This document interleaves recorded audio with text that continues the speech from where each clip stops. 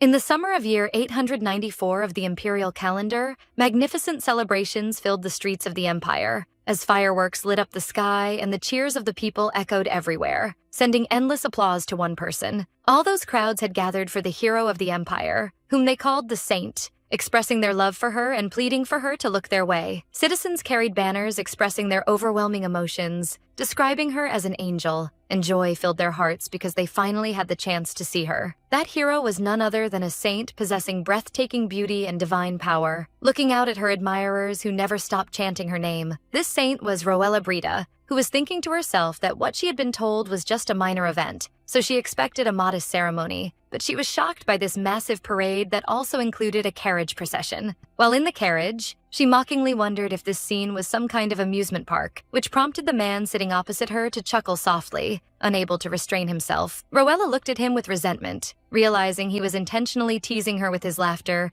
then addressed him by the title, "Your Highness." That man was Hildian Kairos, the crown prince of the Kairos Empire, who politely apologized to her for his laughter. The crown prince explained that he couldn't resist because her reaction was so cute, then handed her a piece of paper, and she looked at it wondering what it contained. The paper bore a childish drawing. The prince told her that a child had given it to him with a bouquet of flowers, saying he had spent his whole day drawing it while thinking of someone, and Rowella inwardly commented that the drawing looked like a steamed bun. But something about the drawing seemed familiar to her, as the hood and blue eyes sparked her. Confusion and surprise. She soon realized with great shock that the drawing was supposed to be of her, which the prince confirmed while stifling his laughter, adding that this style of drawing had recently become popular in the empire, and there was a belief that hanging a drawing of the saint's face at home brings good luck. Rowella was infuriated by the idea of being turned into a good luck charm, so she crumpled the paper in her fist, thinking that this drawing was closer to bringing bad luck than blessings. She sighed in despair,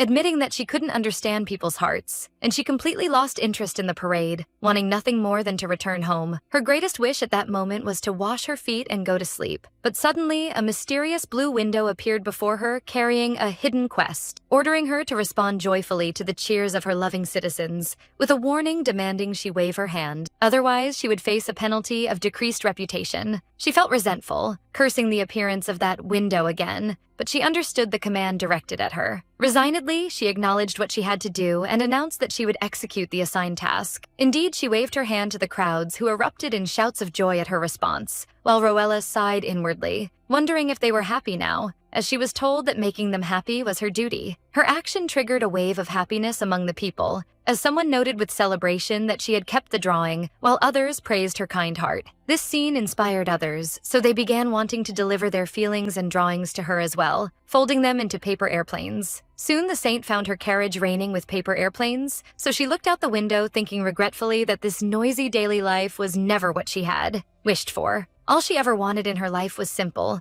a place to lie down and the ability to buy whatever food she craved without worrying about tomorrow. But now she wondered how things had become so complicated. She traveled back in her memory to her previous life, which could be summarized as a life destined to end by working until death. She recounted to herself how her debt-ridden parents had abandoned her and left her with her grandmother, only to later find herself inheriting a massive debt, turning her life into a constant struggle to earn money for survival. When she turned 17, her grandmother, who was her only refuge, passed away, leaving her completely alone without even giving herself a chance to grieve. She had to toil to pay off her father's debts and secure her living expenses. Working 2 jobs was normal, and 3 jobs was easy. As a result, she dropped out of school and couldn't even dream of attending university. Even after becoming an adult, the situation didn't improve. Instead, her life became busier, and she constantly wondered how long this struggle to pay off the debt would continue. She remembered how she was working in a store, feeling so sleepy she could die, wondering why she was extra exhausted on that particular day, and if there was a single joy in that miserable life. But she decided not to give in to boredom. In the absence of customers, she saw it as a suitable opportunity to read a novel, certain that today was the release date of the new chapter. The only pleasure in her life was reading romance novels, specifically one titled "The Lily That Bloomed in the Field Does Not Cry," a novel that sat on the throne of first place on free novel sites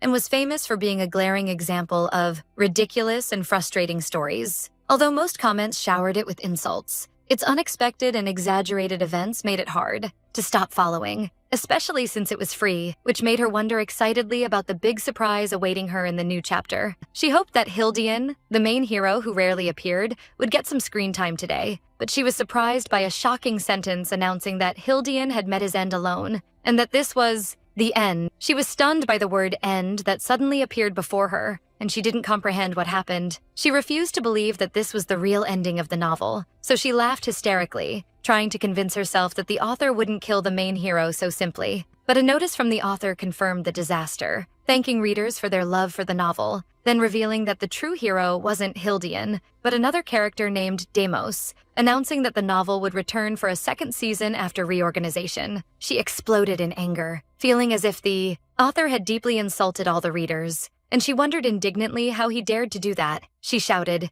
denouncing this sudden ending and rejecting the idea that the hero she followed wasn't the real hero. The shock reached a point where her heart beat violently, and she felt severe dizziness and an urge to vomit. She realized that what she was feeling wasn't just amazement, but that something was wrong and that it might actually be an emergency. No sooner had she thought that than she fell to the ground as the world went black before her eyes. When she regained consciousness, she found herself transformed into Rowella Brita, one of the characters in that novel. Rowella Brita was the noble and only daughter of the esteemed Brita family, a saint born after receiving a divine prophecy. Or rather, she was believed to be the saint. But when the true saint, Sylvia Astian, appeared, Rowella's falsehood was exposed, and she turned into a villainess in the story. Rowella screamed in shock as she realized her new fate, wondering how she could be the fake one. As stated in the novel, Rowella, driven by shock and burning jealousy, began torturing Sylvia. In the end, Rowella committed a sin she should have never committed. She put poison in Sylvia's food. Naturally, Sylvia did not die thanks to her privileges as the protagonist. While Rowella was imprisoned on charges of attempted murder of the saint, Rowella was screaming from behind bars that what happened was an injustice. She kept shouting that she was deceived too, and that what was given to her was presented as just a laxative. Rowella was a foolish villainess, so foolish she couldn't distinguish between poison and stomach medicine. Even though she insisted she was wrong, no one listened to her. She had lived long with her bad temper, and thus she found herself completely alone behind bars. Before she could even think about her past life, the curse of the former hero Hildian broke loose, and Rowella was swept away in the chaos, meeting a miserable death in prison. That was the end of Rowella, the character she was now reincarnated as. A week after waking up in Rowella's body, she was still trying to grasp her new reality while feeling pain. At first, she didn't believe she was reincarnated as a character from a novel with such a twisted plot, so she made a huge fuss like a madwoman. But eventually, she somewhat accepted the matter. She realized that at least she died and woke up again, and no matter how much she tried to think, this reality wouldn't change. Rowella thought with a cunning smile that, regardless of everything, she was now a wealthy and beautiful girl born with a golden spoon in her mouth. She had worked hard in her previous life and died without spending any of her money, so she decided that now, since the opportunity had arisen, she would enjoy the life of luxury and idleness she had been denied. In fact, Rowella was just an ordinary girl until the true saint appeared, and fortunately for her, the novel was full of illogical loopholes. So, she believed that if she lived quietly and kindly without drawing attention, she wouldn't face any problems. She devised a perfect plan. As soon as the true saint appeared, she would immediately confess and relinquish her position to her. This way, if she isolated herself quietly, pretending to heal her sorrows with shopping and food, she could safely exit the original plot's path. She pictured an isolated life in a mansion overlooking the ocean and decided she would enjoy this new life to the fullest. But suddenly, a blue system window appeared before her, identifying her as Rowella Brita, and the user as Kim Hyun-ju, her name in her previous life, and confirming the completion of her possession and synchronization with the new body. She screamed in terror, wondering if this was some kind of game, as she thought she was just a character reincarnated in a novel. The window welcomed her and announced that she would begin quests for Rowella's final ending. And the first quest was titled, "I am a villainess, but I will be reformed by force," with a warning demanding she raise her reputation to at least 70 before acknowledging Sylvia as the true saint. She was furious at the Villainess reformation quest, considering it nonsense, and announced that she didn't need reformation and that she could simply give up everything, relax, and enjoy her time. But the window responded directly to her thoughts, explaining the reason she couldn't simply give up. The reward for success in the quest was survival, while the penalty for failure was death within 6 months after Sylvia is revealed. She froze in place, shocked by this threat which she considered complete nonsense. Thus, she found herself, the villainous Rowella, forced to raise her reputation to 70 before Sylvia's appearance. And then she realized something serious about that system window. She realized with shock that this system window knew everything about the original story's events. Currently, she was the official saint, and no one knew yet that Sylvia was the real one, as that was a fact supposed to be revealed later. This made her wonder anxiously about what this system window was. Then she went back and read the penalty again, feeling terrified by the word death. She had just finished setting her perfect plan to live a long, luxurious, and comfortable life in a mansion overlooking the ocean. She was very angry because they were telling her now that she would die if she failed this random quest, and she almost unleashed her tongue with insults. But before she did, a new quest appeared titled Watch Your Language, teaching her that kind words are better than hurtful insults and suggesting she use euphemisms. The quest explained that using profanity would lead to automatic filtering or a reputation penalty, then offered her two options to agree, yes, or I would love to, with a heart symbol. She looked at the two options with disgust, considering them lowly choices that didn't grant her true freedom of choice. She tried to calm herself, convincing herself that this must be a dream, as there were no system windows in the original novel, and she wondered what the final ending she was supposed to achieve was. The window responded to her thoughts again, displaying information about the final ending, but it was full of incomprehensible blanks, leaving her confused.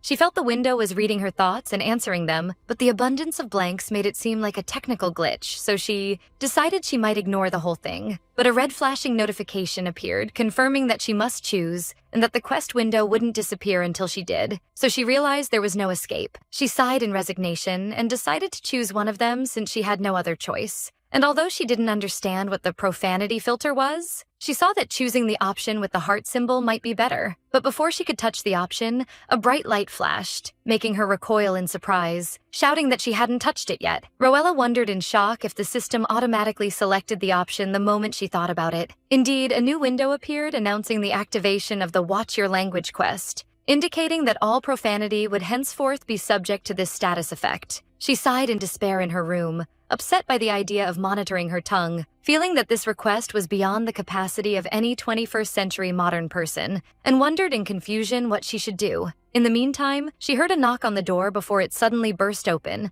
and a maid stormed into the room, asking her angrily what she had been doing all this time. That maid was Charlotte, her personal attendant, who scolded her for staying in bed even though the sun had risen high in the sky. Roella inwardly remembered that this was indeed her maid. Roella remembered how Charlotte had seemed short-tempered from the first moment she saw her, and that her condition hadn't changed today. But this situation seemed like a perfect opportunity for Roella. She saw in it a field to test the system window that was still visible before her. She called out to Charlotte and asked her if she could see this thing she was pointing to. Charlotte was puzzled by her talk, wondering what she was speaking about, which confirmed to Roella that the system window was visible to her alone. After finding the answer to her first question, she decided to move to the next, testing the filtering feature. She called Charlotte again with a smile, and the maid met her with resentment. When she tried to curse her with a profane word, her mouth was forced to utter the words, I love, instead, so she was shocked and covered her mouth in a state of bewilderment. Roella realized with horror that the filtering feature was actually working and couldn't believe what happened. She realized she was in big trouble,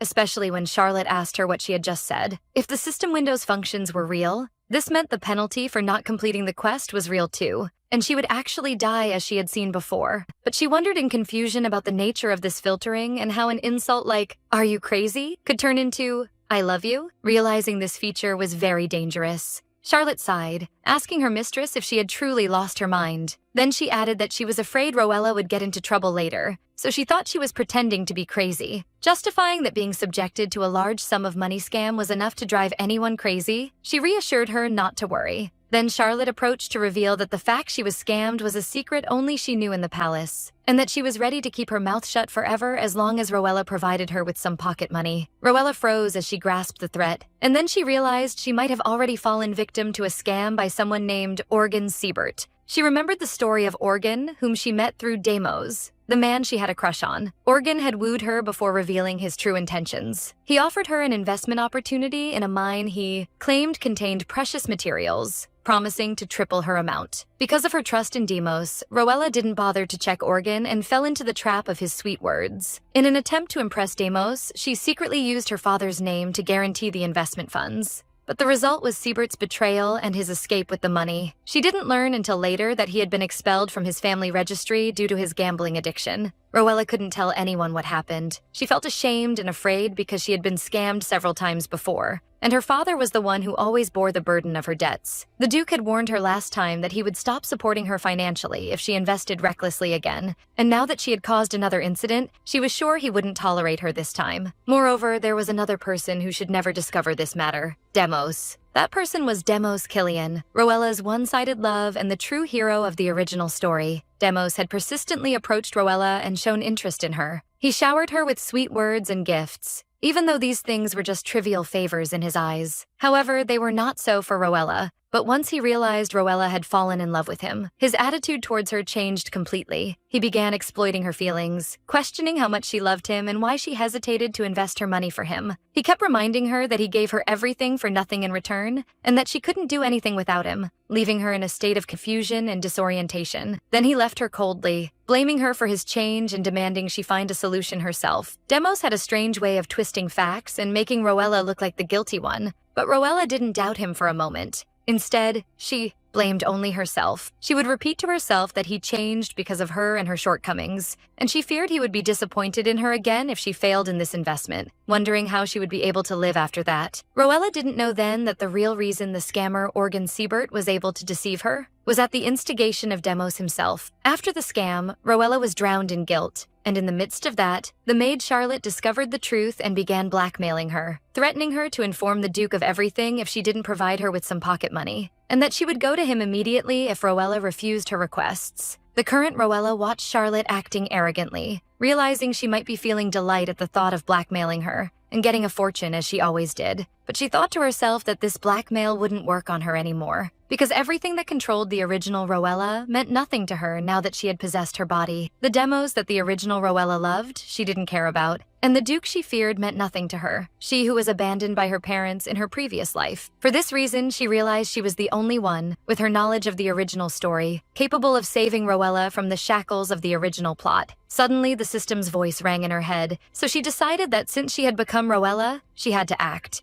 even if only to complete those ridiculous tasks. A new tutorial quest appeared before her, describing Charlotte as a wicked maid who exploits others' weaknesses and manipulates them. And the mission was: reform the wicked maid Charlotte. The reward for success was an increase in reputation, coins, and a special stat, with a timer of 120 hours. Although she considered it calculated, she saw the rewards were good. This was the first quest she actually liked, as she was already thinking about how to deal with Charlotte anyway. She remembered that Charlotte was blackmailing Rowella for money and valuables, so she thought that since she was the Villainess, she could be a bit harsh. She imagined screaming in Charlotte's face and threatening her with death, which would make the maid apologize in fear, seeing that this approach required a strong personality. But the system interrupted her with a new quest titled Proper and Kind Words, warning her that her reputation was low, and thus the system's sensitivity to profanity was high, so she was shocked that even those threats were considered profanity. The warning continued to appear, making her wonder angrily if this level of sensitivity was too low. She wondered in confusion if it was possible to hit her instead, but another message appeared immediately to declare that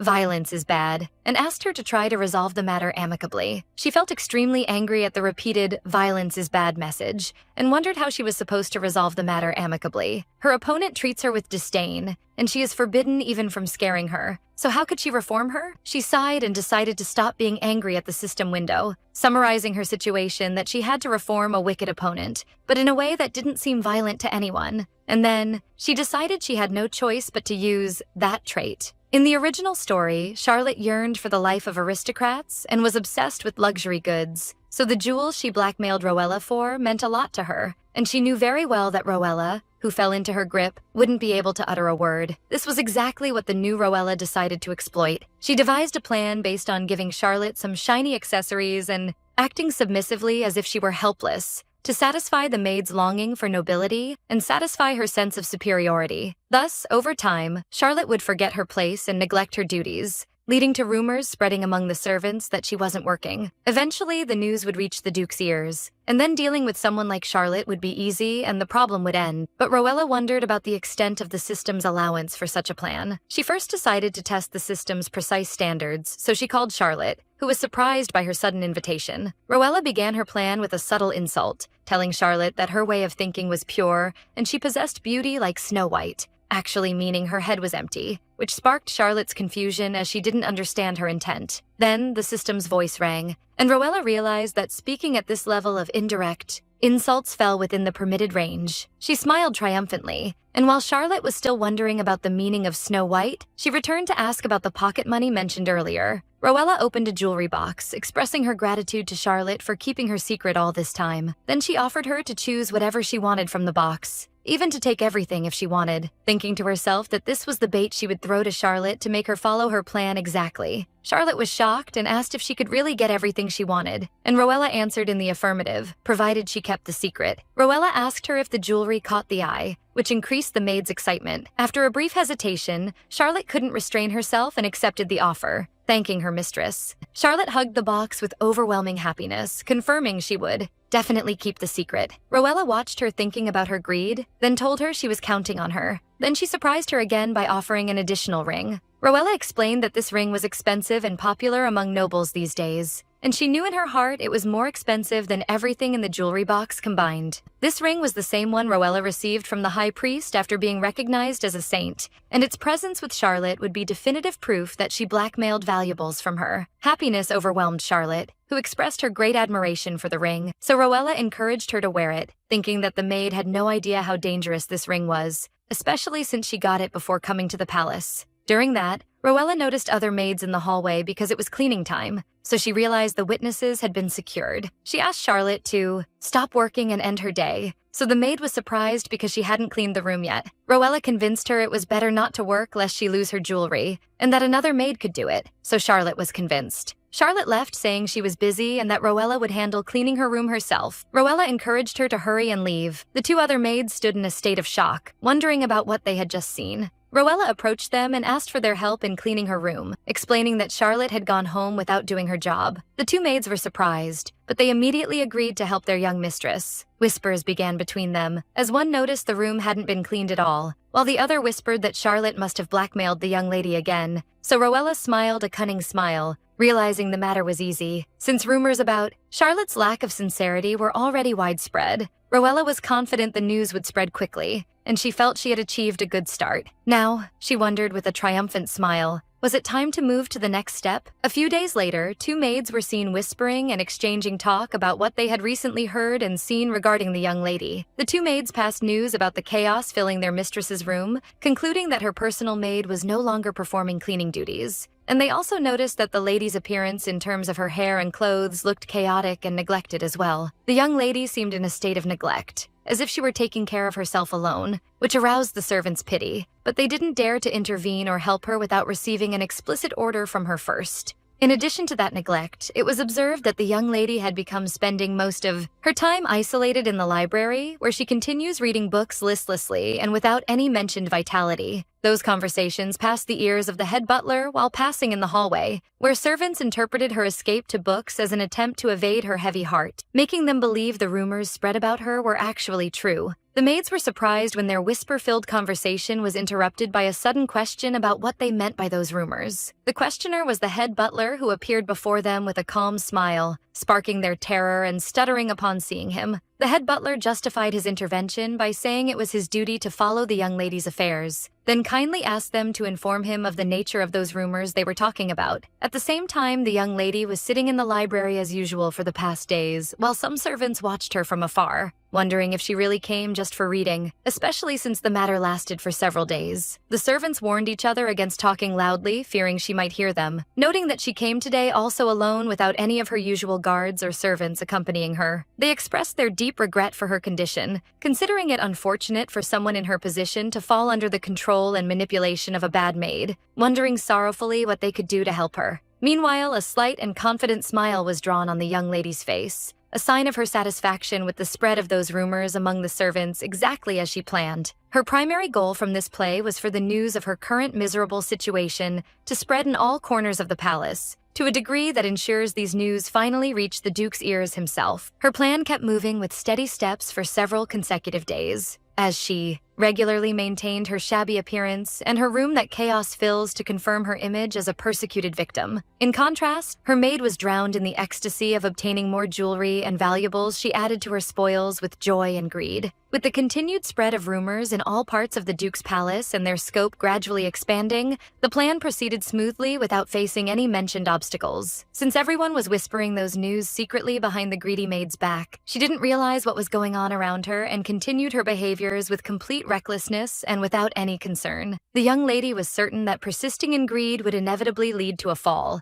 which was achieved when news spread of the Duke summoning her personal maid, prompting servants to ask each other to lower their voices to avoid revealing their matter. The young lady turned with quiet curiosity, trying to listen with focus to what the servants were circulating and understand the course of things. Her doubts were confirmed when she heard the maids talking about the head butler previously asking about those rumors, confirming to them that the news had finally reached the Duke. As soon as the news of the Duke summoning the maid just now reached the young lady's ears, she closed her book with features suggesting satisfaction and victory. Going back a few hours ago, the Duke was in his office seriously contemplating the strange news that began spreading recently in his palace. The Duke inquired from the head butler about the nature of that rumor, and the latter answered him respectfully that there are strong suspicions among the servants stating the young lady is subject to hidden blackmail by her personal maid. The Duke expressed his strong condemnation of the idea, wondering mockingly if it's reasonable for his daughter to subject to blackmail in complete silence, considering that this matter is hard to believe. The head butler noticed the Duke's reaction, refusing to believe the matter,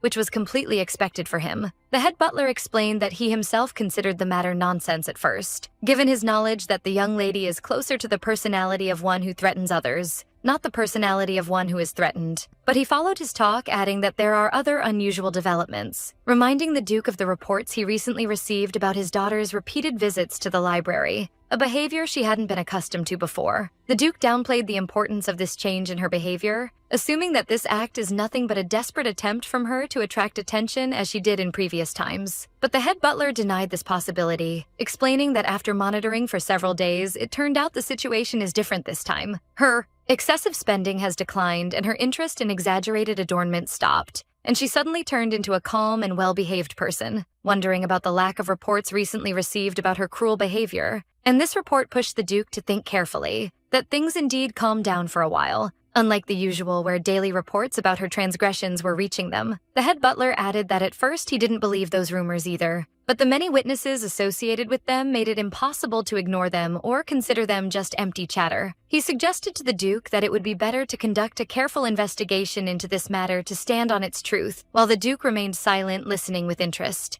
The Duke sighed deeply, thinking about the matter, then nodded his head, agreeing to the head butler's suggestion, and he issued his strict orders to bring the personal maid involved in those rumors to his office immediately. Only moments passed until the maid, Charlotte, stood before the Duke, and signs of tension and confusion appeared on her as she asked him with a stuttering voice about the reason for his summoning her. Anxious questions were revolving in Charlotte's mind about the sudden reason for this summoning, especially since the Duke rarely asks to meet servants personally and directly like this. The Duke initiated her with the question to confirm her identity, then told her the purpose of her summoning, which is to verify the truth of the rumor that recently spread in the palace, making her wonder in confusion about what that rumor is. The Duke glared at her with a sharp and scary look and confronted her directly with the rumor claiming her blackmailing the young lady and exploiting her to seize her valuables. Charlotte flinched severely, and her eyes widened in shock and terror following her hearing those serious accusations directed at her. And she waved her hands in panic, denying her doing any act of this kind, and confirming that what is rumored is pure lies and slander. But the Duke wasn't easily convinced, and demanded her to provide any evidence proving her innocence and the truth of her claim. Charlotte stuttered and failed to answer, while she was cursing her luck and her secret and wondering in panic about the way the Duke was able to discover her matter. She excluded in her thinking that the young lady was the one who informed the Duke because she is too cowardly to expose herself and admit causing troubles, remembering how she was pleading with her to keep her secret in exchange for giving her a precious necklace. The maid gnashed her teeth in resentment and concluded that someone else was the one who told on her, wondering anxiously if someone had seen her while taking the jewelry, and she decided in her heart to deny everything as a first step, betting that Rowella wouldn't want to expose her slips ever. Thus, she will help her in insisting on her innocence and denying those charges. And she considered it necessary to act with greater insolence and confidence in this situation, so she confirmed again that it's a false rumor, and boldly claimed that there is someone capable of proving her innocence. And she requested with all confidence summoning the young lady for testimony, confirming she will confirm her innocence. The head butler whispered in the Duke's ear, inquiring about the next step, and explaining that he had already sent someone to search the maid's room,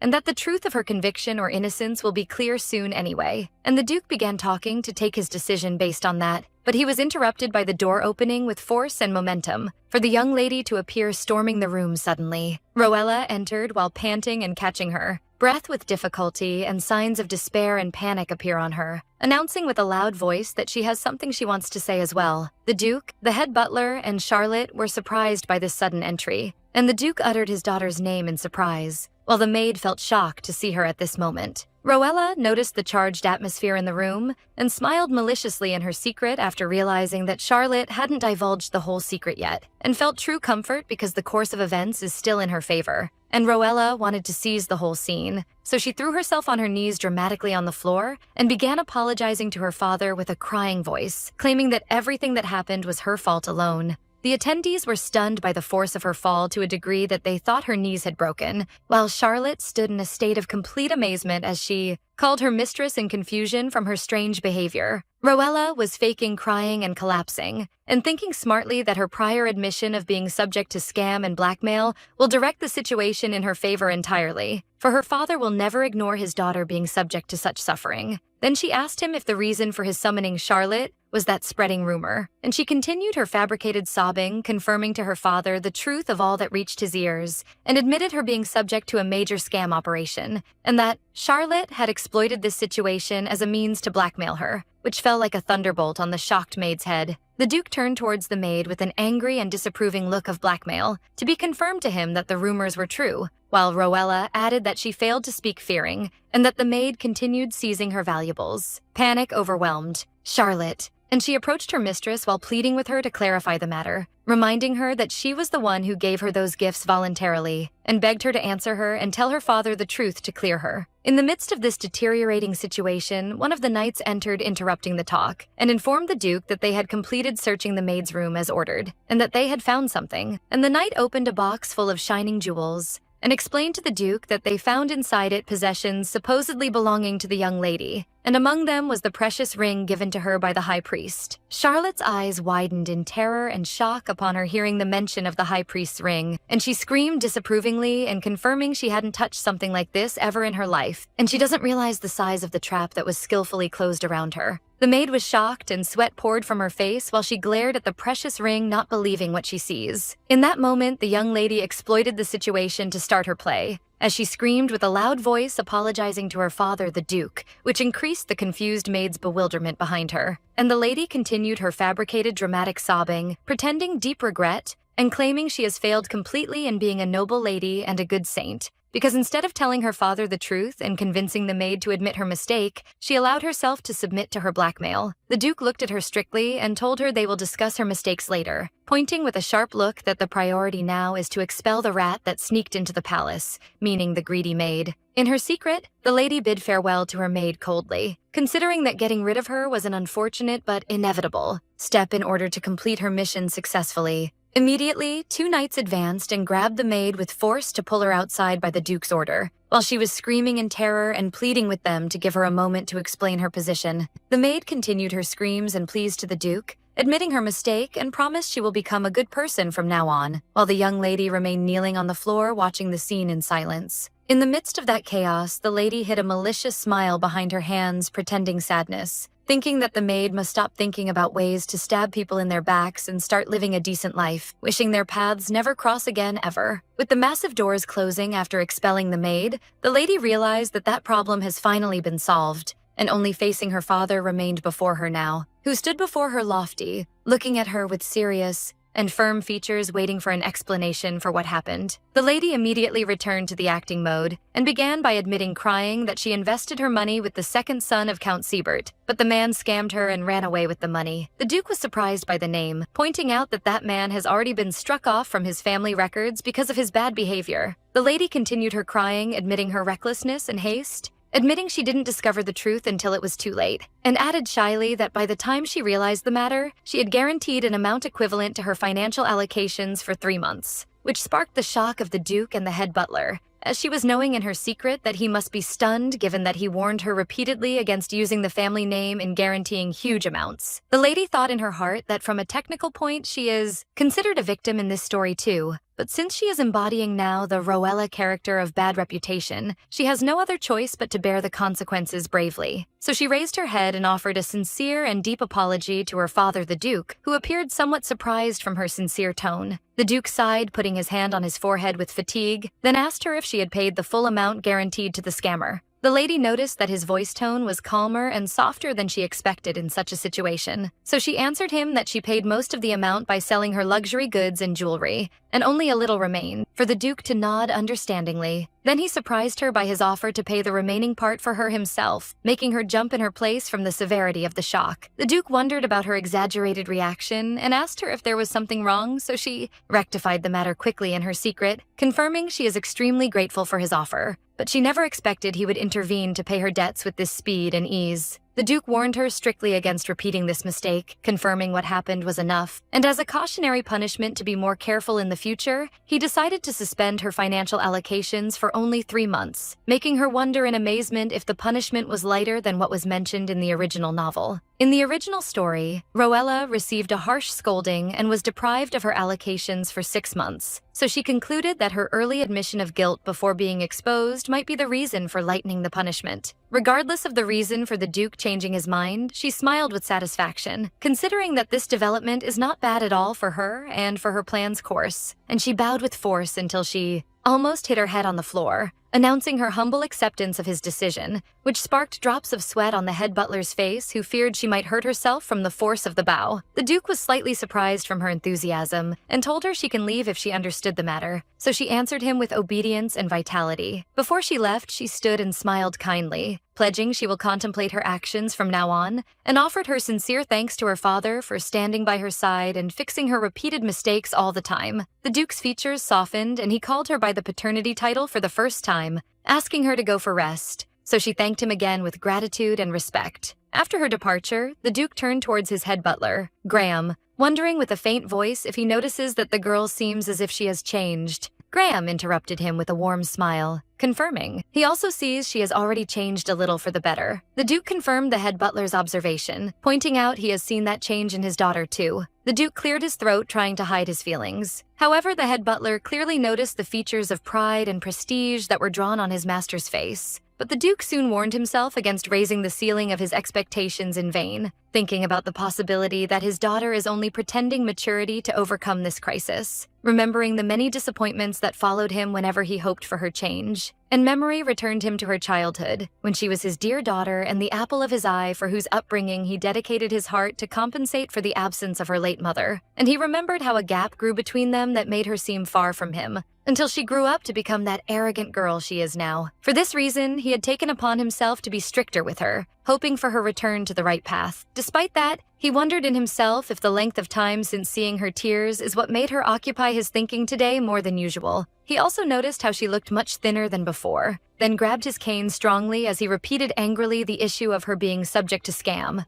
And he issued a firm order to his head butler to issue a search warrant for that scammer, for the latter to inquire if he means the second son of Count Siebert. The Duke confirmed him angrily and hit the ground with his cane strongly, condemning how that young criminal dared to scam his daughter and the lady of the Brita family. And he ordered him to set a financial reward for capturing him as soon as possible, threatening to find him and punish him severely, in revenge for the family's honor. The head butler bowed with respect and a smile, confirming he will handle executing his orders immediately. Later that night, inside the young lady's room, the system window appeared to announce the success of the educational mission after the maid Charlotte admitted her mistake and pledged to live a good life, which made Roella happy with the appearance of the reward window finally. Roella contemplated the rewards, which included reputation points, coins, and special stats, considering them very good, then wondered if she could check her current reputation level. Immediately, a new window appeared before her, so she wondered at the speed of the system's response. But she was struck by confusion when she read that her reputation level reached 9 points, in addition to 6 other points. She remembered that her initial reputation was only 3 points,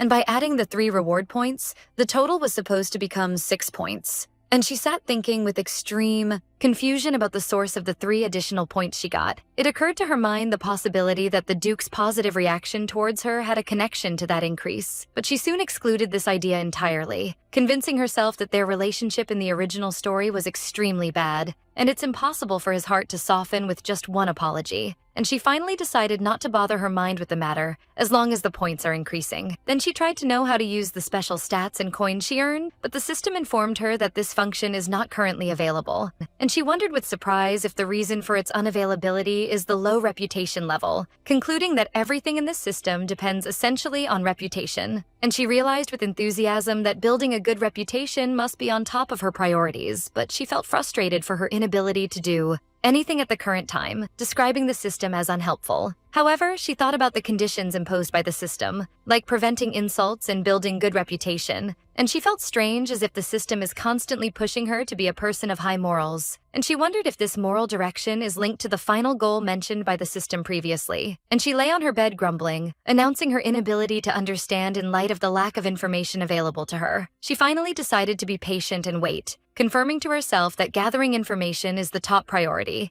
whether for the sake of completing missions or to ensure her survival in this world. And she yawned with sleepiness after the tension left her, deciding to take a measure of rest and sleep well after she completed her mission successfully. The next morning, her room door was knocked to wake up to the voices of 2 new maids, Mary and Jane, asking permission to enter to help her in preparing for the morning, so she allowed them to enter with a sleepy voice. As soon as the 2 maids entered, they were fixed in their place and screamed in terror and amazement, wondering if there was harm that befell the young lady. Rowella woke up to the screams of the 2 new maids and justified her tired appearance to them by saying she simply hadn't slept well the previous night. However, the 2 maids, Mary and Jane, expressed their concern, believing that what she went through because of the previous maid, Charlotte, was the cause of her exhaustion, and they promised to take good care of her from now on, so she could only thank them kindly. But the real reason behind her anxiety was not Charlotte, but the system window that appeared before her. She didn't know exactly when that window appeared,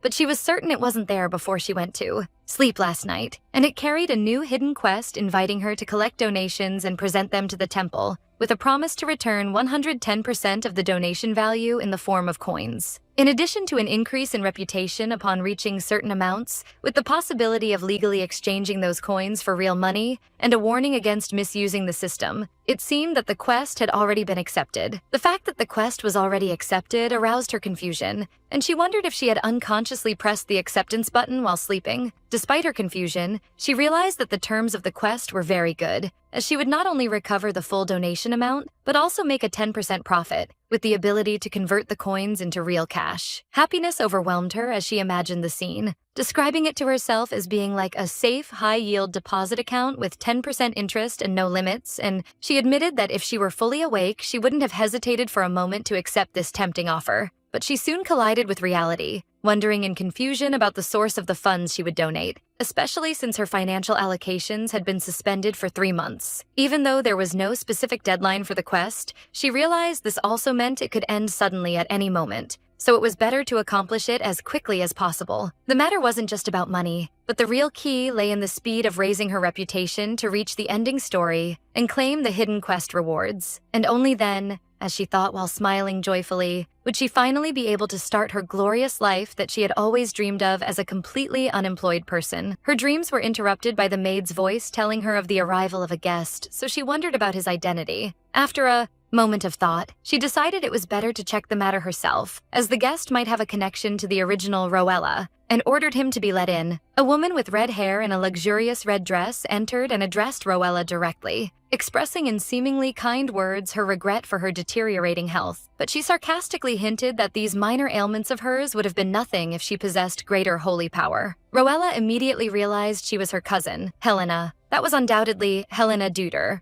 Rowella's relative and rival who appeared briefly in the original story, who possessed blood-colored eyes and hair, and an arrogant attitude that contradicted her soft words. The reason for the bitter rivalry between them was that Helena had constantly sought to stir up conflicts with Rowella in order to win the favor of her uncle, the Duke of Brita. Helena's tricks consisted of skillfully provoking Rowella, as she would pretend to fall and claim that Rowella pushed her. She would start crying and playing the victim's role, asking in a broken voice how much Rowella hated her, while Rowella would scream, trying to defend herself and deny the charge. The servants would whisper that she always despised Helena, and that not a day could pass without a scene. The matter always ended with the Duke's intervention, ordering Rowella to end the commotion and apologize immediately. Rowella would comply with the order while Helena hid a cunning smile of victory. Thus, thanks to these methods, Helena always succeeded in making Rowella look like the aggressor, while the original Rowella, who wasn't as cunning as her cousin, fell into the trap of her provocations and always bore the consequences without even realizing the real reason behind her targeting. For this reason, the original Rowella could only loathe her more, even though Helena herself had no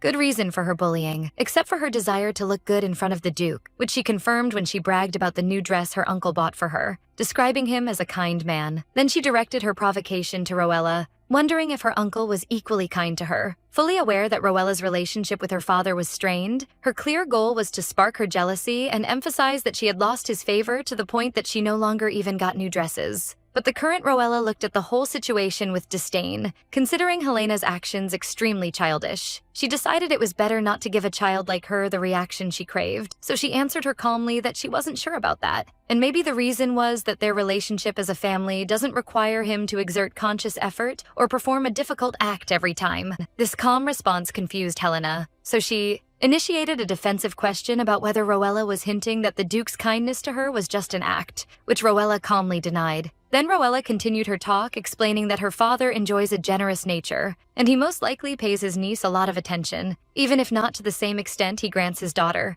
And these words had the impact of a shock on Helena, whose face turned red as she listened in amazement. Helena gripped her fan tightly as she wondered in confusion about the source of this sudden confidence Rowella was speaking with, as she knew in her heart that the Duke sent only money, and that she was the one who bought the dress herself. Helena continued trying to convince herself that if her uncle didn't adore her, he wouldn't have sent the money in the first place, while Rowella had asked her maid to prepare tea. Helena continued her internal monologue, assuring herself that her uncle cherishes her just like his daughter, and perhaps even more than Rowella herself. But Rowella interrupted her thoughts calmly and asked her to leave her room because she would like to enjoy drinking tea, which struck Helena with surprise. Rowella confirmed her request with a calm smile, repeating that she wants to get some rest in her home and her own private room, and for this she asks her to leave. Helena exploded in anger at this unexpected situation, as she was used to Rowella losing her temper at the slightest provocation, so she wondered about the cause of this strange calmness she possessed today. Then an idea flashed in her mind, and a cunning smile appeared on her face as she remembered that there was a simple way to shatter Rowella's artificial calmness, which was by mentioning the name Demos Killian. Helena changed her style immediately and claimed she came today to check on Rowella,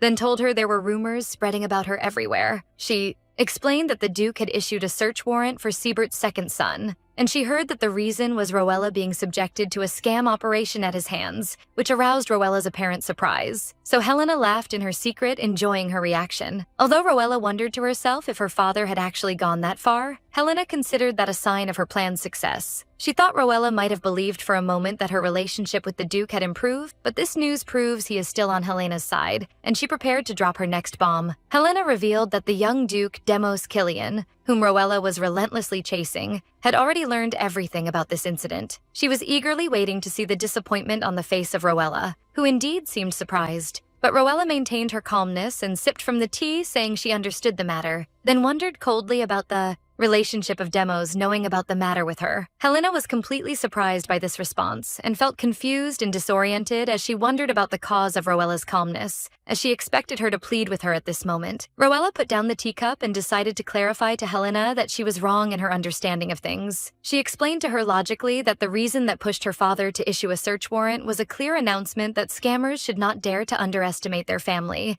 and that this was his way of protecting her. Then she wondered with a confident smile whether she should consider Helena's spreading of such rumors as an insult directed at the Duke's house itself. Helena was shocked and mocked the idea, considering it impossible, as everyone in the Empire knows that Rowella's relationship with the Duke is strained, and that the idea of him warning others to protect her is pure illusion. But despite her internal denial, doubt began to creep into her heart, and she wondered if Rowella's words might actually be true. Doubt soon turned into real fear, as she realized that if she were right, it might mean that she is the one who will lose her favor with the Duke. Helena tried to back down with a nervous laugh, claiming she was just worried about her, and that she came to tell her about the matter first out of care. Rowella went along with her with a kind smile and praised Helena's kind heart and intelligence. But as soon as Helena turned to leave, Rowella approached her and whispered, warning her that she at least wouldn't be foolish enough to chatter in another place as she was just doing. Helena stuttered as she confirmed she wouldn't do that, of course, and promised she would maintain her silence. Rowella smiled with satisfaction and told her she could leave now. Helena left boiling with anger, wondering how she ended up in this situation and how Rowella managed to maintain her calmness until the end. Helena gnashed her teeth as she realized that ultimately she was the only one who was manipulated and wondered how that girl dared to do that to her. Helena was thinking spitefully about how to return the insult she was subjected to, and meanwhile her maid interrupted her thoughts to tell her of a message's arrival. Helena wondered about what the message was, and the maid confirmed to her it was the one she was waiting for. So signs of shock and surprise appeared on Helena. She snatched the message from the maid's hand eagerly, and after she saw its content, a cunning smile was drawn on her face as she realized that her opportunity had come. She saw in this message her opportunity for revenge, vowing to Rowella that she would see how long this artificial calmness she possessed today would last. Meanwhile, Rowella was sitting at the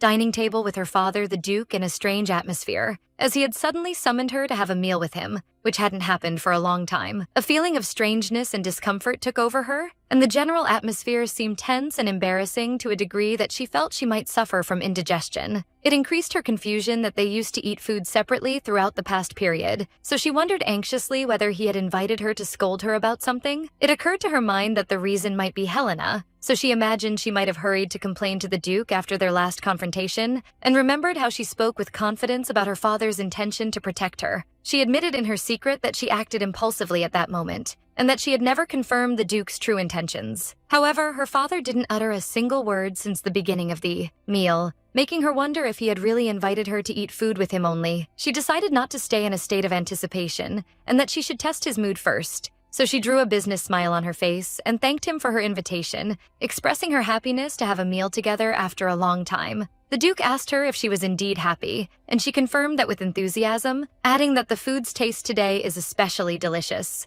The Duke smiled with relief, thinking to himself that his head butler, Graham, was right when he suggested arranging this meal. A few hours ago in the Duke's office, he had asked about the source of the commotion outside. The head butler told him that Lady Helena Duder had come to visit the young lady. The Duke thought about Helena's insistence on approaching his daughter, even though Rowella never allows her to do so. Then Graham moved to talk about the search warrant the Duke issued against the fugitive organ and pointed out that it sparked a lot of controversy. He explained that most people believe the warrant was not for the public interest, but was a step to protect the young lady. He added that the rumor had even reached the ears of the young Duke Killian, and that he had publicly expressed his disappointment towards the young lady. The Duke exploded in anger, wondering mockingly about Killian's identity to dare feel disappointment. But the head butler reminded him that he himself often expresses his disappointment too. The Duke justified his position that he is her father, and this gives him the right to do so. The Duke sighed as he assumed that Rowella, who is still obsessed with Duke Killian, must have caused a huge commotion again upon hearing this rumor. Graham surprised him by denying that, confirming she did nothing this time. Quoting her two new personal maids, he explained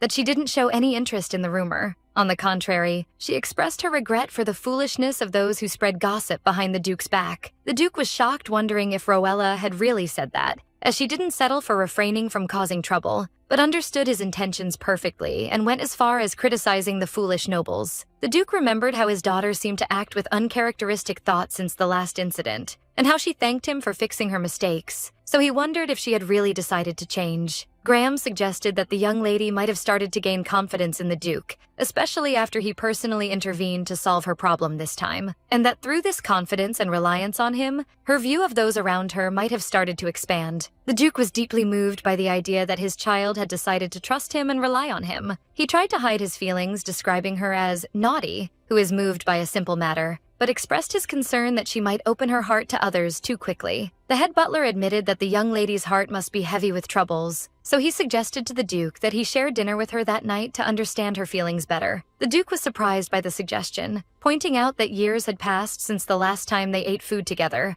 which was confirmed by Graham, considering it the main reason behind his suggestion. He explained that even if the young lady had opened her heart, it might still be difficult for her to initiate approaching him first, so he must extend his hand to her. He added that talking with her would enable him to deepen their relationship and understand her feelings, in addition to confirming whether she has really changed, considering it hitting two birds with one stone. The Duke was convinced by his head butler's point of view, and saw that the matter is logical, so he issued his order to summon Rowella for dinner that night. Back at the dinner table, the Duke was thinking that his daughter in the past would have left her seat angrily and wondered if she had really opened her heart to him, while Rowella was thinking that this situation is like a business dinner with her boss and that she must maintain his good mood. She continued her talk, expressing her happiness for this moment, explaining that she always wanted to spend time with him, but she avoided that, thinking he hates seeing her, so she felt overwhelming happiness when he initiated talking with her first. The Duke was deeply moved by her words, and suddenly the atmosphere changed, making Rowella wonder anxiously if she had said something wrong. The Duke was muttering in shock that all he did harshly was for her,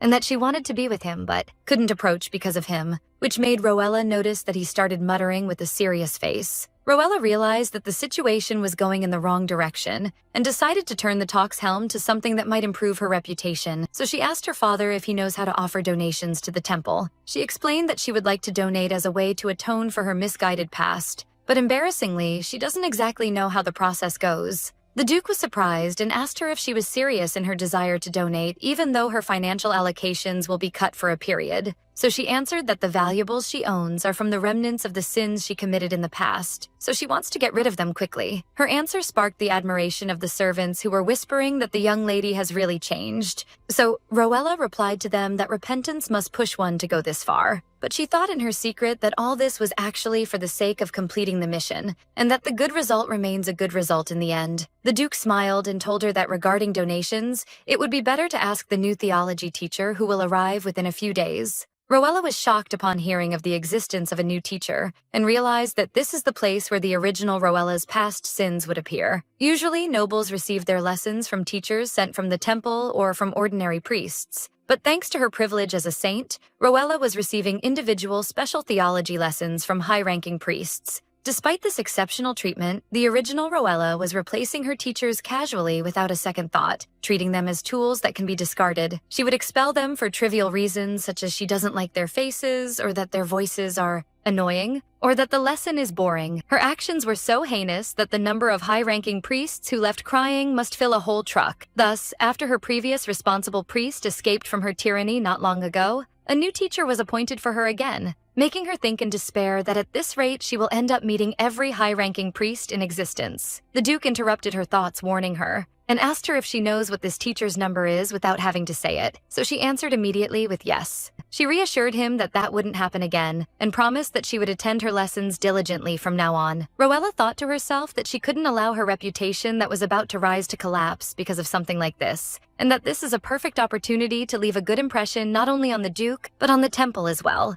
In the Great Temple, one of the priests was asking another priest named Victor where he was going, explaining that it wasn't the direction of the prayer hall. Victor replied that he would start going to the Duke of Brida's palace from today, and thus he wouldn't be able to attend the prayer service. So the other priest realized that he had been appointed as a theology teacher for the saint, and it seemed as if a new victim had appeared. Victor wondered about the reaction, so his colleague asked him if he didn't know anything about the saint. So he began reciting to him how she is always late for class, and wears bright dresses and jewelry and serious theology lessons, and never opens her books. Instead, she complains about the priests' faces or their voices, which are matters that have nothing to do with the lesson. And he wondered about the number of innocent priests who already fell victim to her, expressing his disbelief that someone like her could be the saint. So Victor wondered calmly if this was true. His colleague reassured him that it probably wouldn't take a long time, as the longest period anyone had endured so far was only 1 week, and asked him to consider the matter suffering for a few days, then return. The priest wished good luck to his colleague, Victor Hyperion, who was walking away. Victor thought that hearing stories about a saint who doesn't act like a saint at all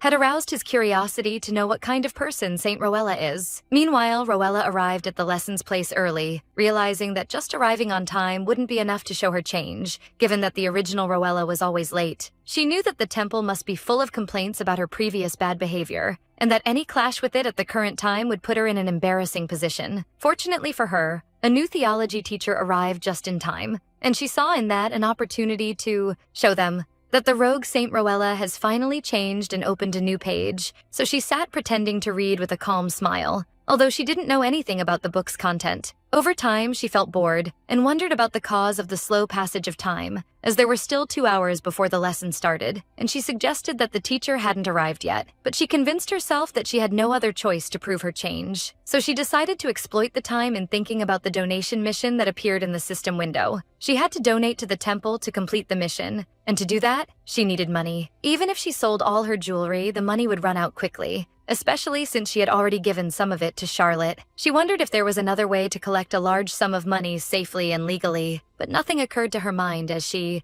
confirmed the absence of a lottery in this world and wished if her gold coins could multiply on their own. While she was drowned in her thoughts, a coin slipped from her hand and fell into the nearby water fountain, so she screamed in panic over her lost money. She felt despair for a moment, as she was already suffering from financial hardship, but she soon reassured herself that it at least fell into a fountain and not into a sewer. Here, an idea flashed in her mind. It was a wishing fountain, and she wondered how she hadn't thought of that before. She decided to establish a fountain of her own. Just because wishing fountains exist in modern tourist sites doesn't mean there can't be one here. She saw that the matter is not just about money, but even people who cannot usually come to the temple can pray at the fountain, and small donations like coins will be enough. Lowering the financial burden will make donations accessible to all segments of society, and if people's prayers and coins accumulate, the total amount will eventually become large. The saint, in the end, is just a messenger for people's prayers, and building a fountain in the name of the saint and delivering donations to the temple seemed to her the perfect solution. She set her first goal, which is building the fountain, and looked forward eagerly to her lottery fountain. She thought that the fountain's cost could be covered by selling jewelry, and what really matters is where to place it and how to spread the news about it. Her thoughts were interrupted by the sound of footsteps, so she realized the teacher had arrived. The teacher was the priest, Victor, who was surprised by her arrival first,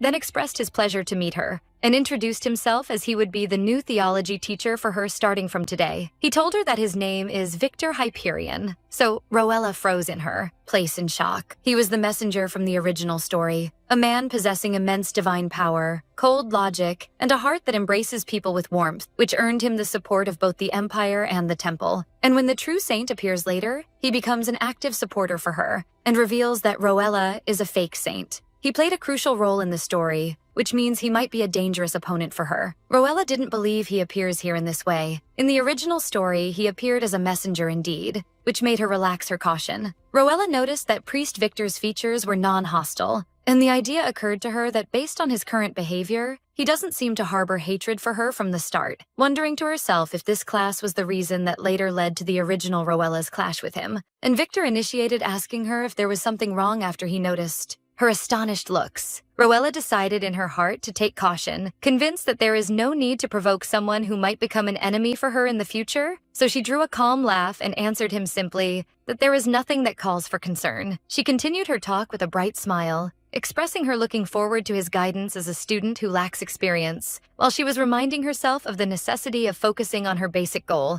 which is portraying the role of the perfect student who acts in the best possible way on that day. She was determined to leave a positive and excellent impression on the new teacher, who settled for looking at her in silence and a look carrying some surprise from her polite style. Victor thought that the girl doesn't seem harsh or fierce as rumors promote her, so he decided to monitor her behavior for a longer period before issuing any judgment, and exchanged a light smile with her, saying he looks forward in turn to learning from her as well. Before they proceeded with formal lessons, Victor asked her if she was aware of the Empire's founding background, so she answered him while sitting politely that she knows the story in general, summarizing it in the appearance of a god to save the world when it drowned in chaos. Victor noticed the superficiality of her answer, so he commented with something of frustration that she indeed only knows the shells, making Rowella feel some embarrassment, justifying that to herself, as the original novel didn't deepen into these details more than that. Victor rectified the situation with a light clearing of the throat, suggesting that he provide a brief explanation since it's the first day of lessons. The teacher began reciting the story, explaining that in the beginning of creating the world and the appearance of humans,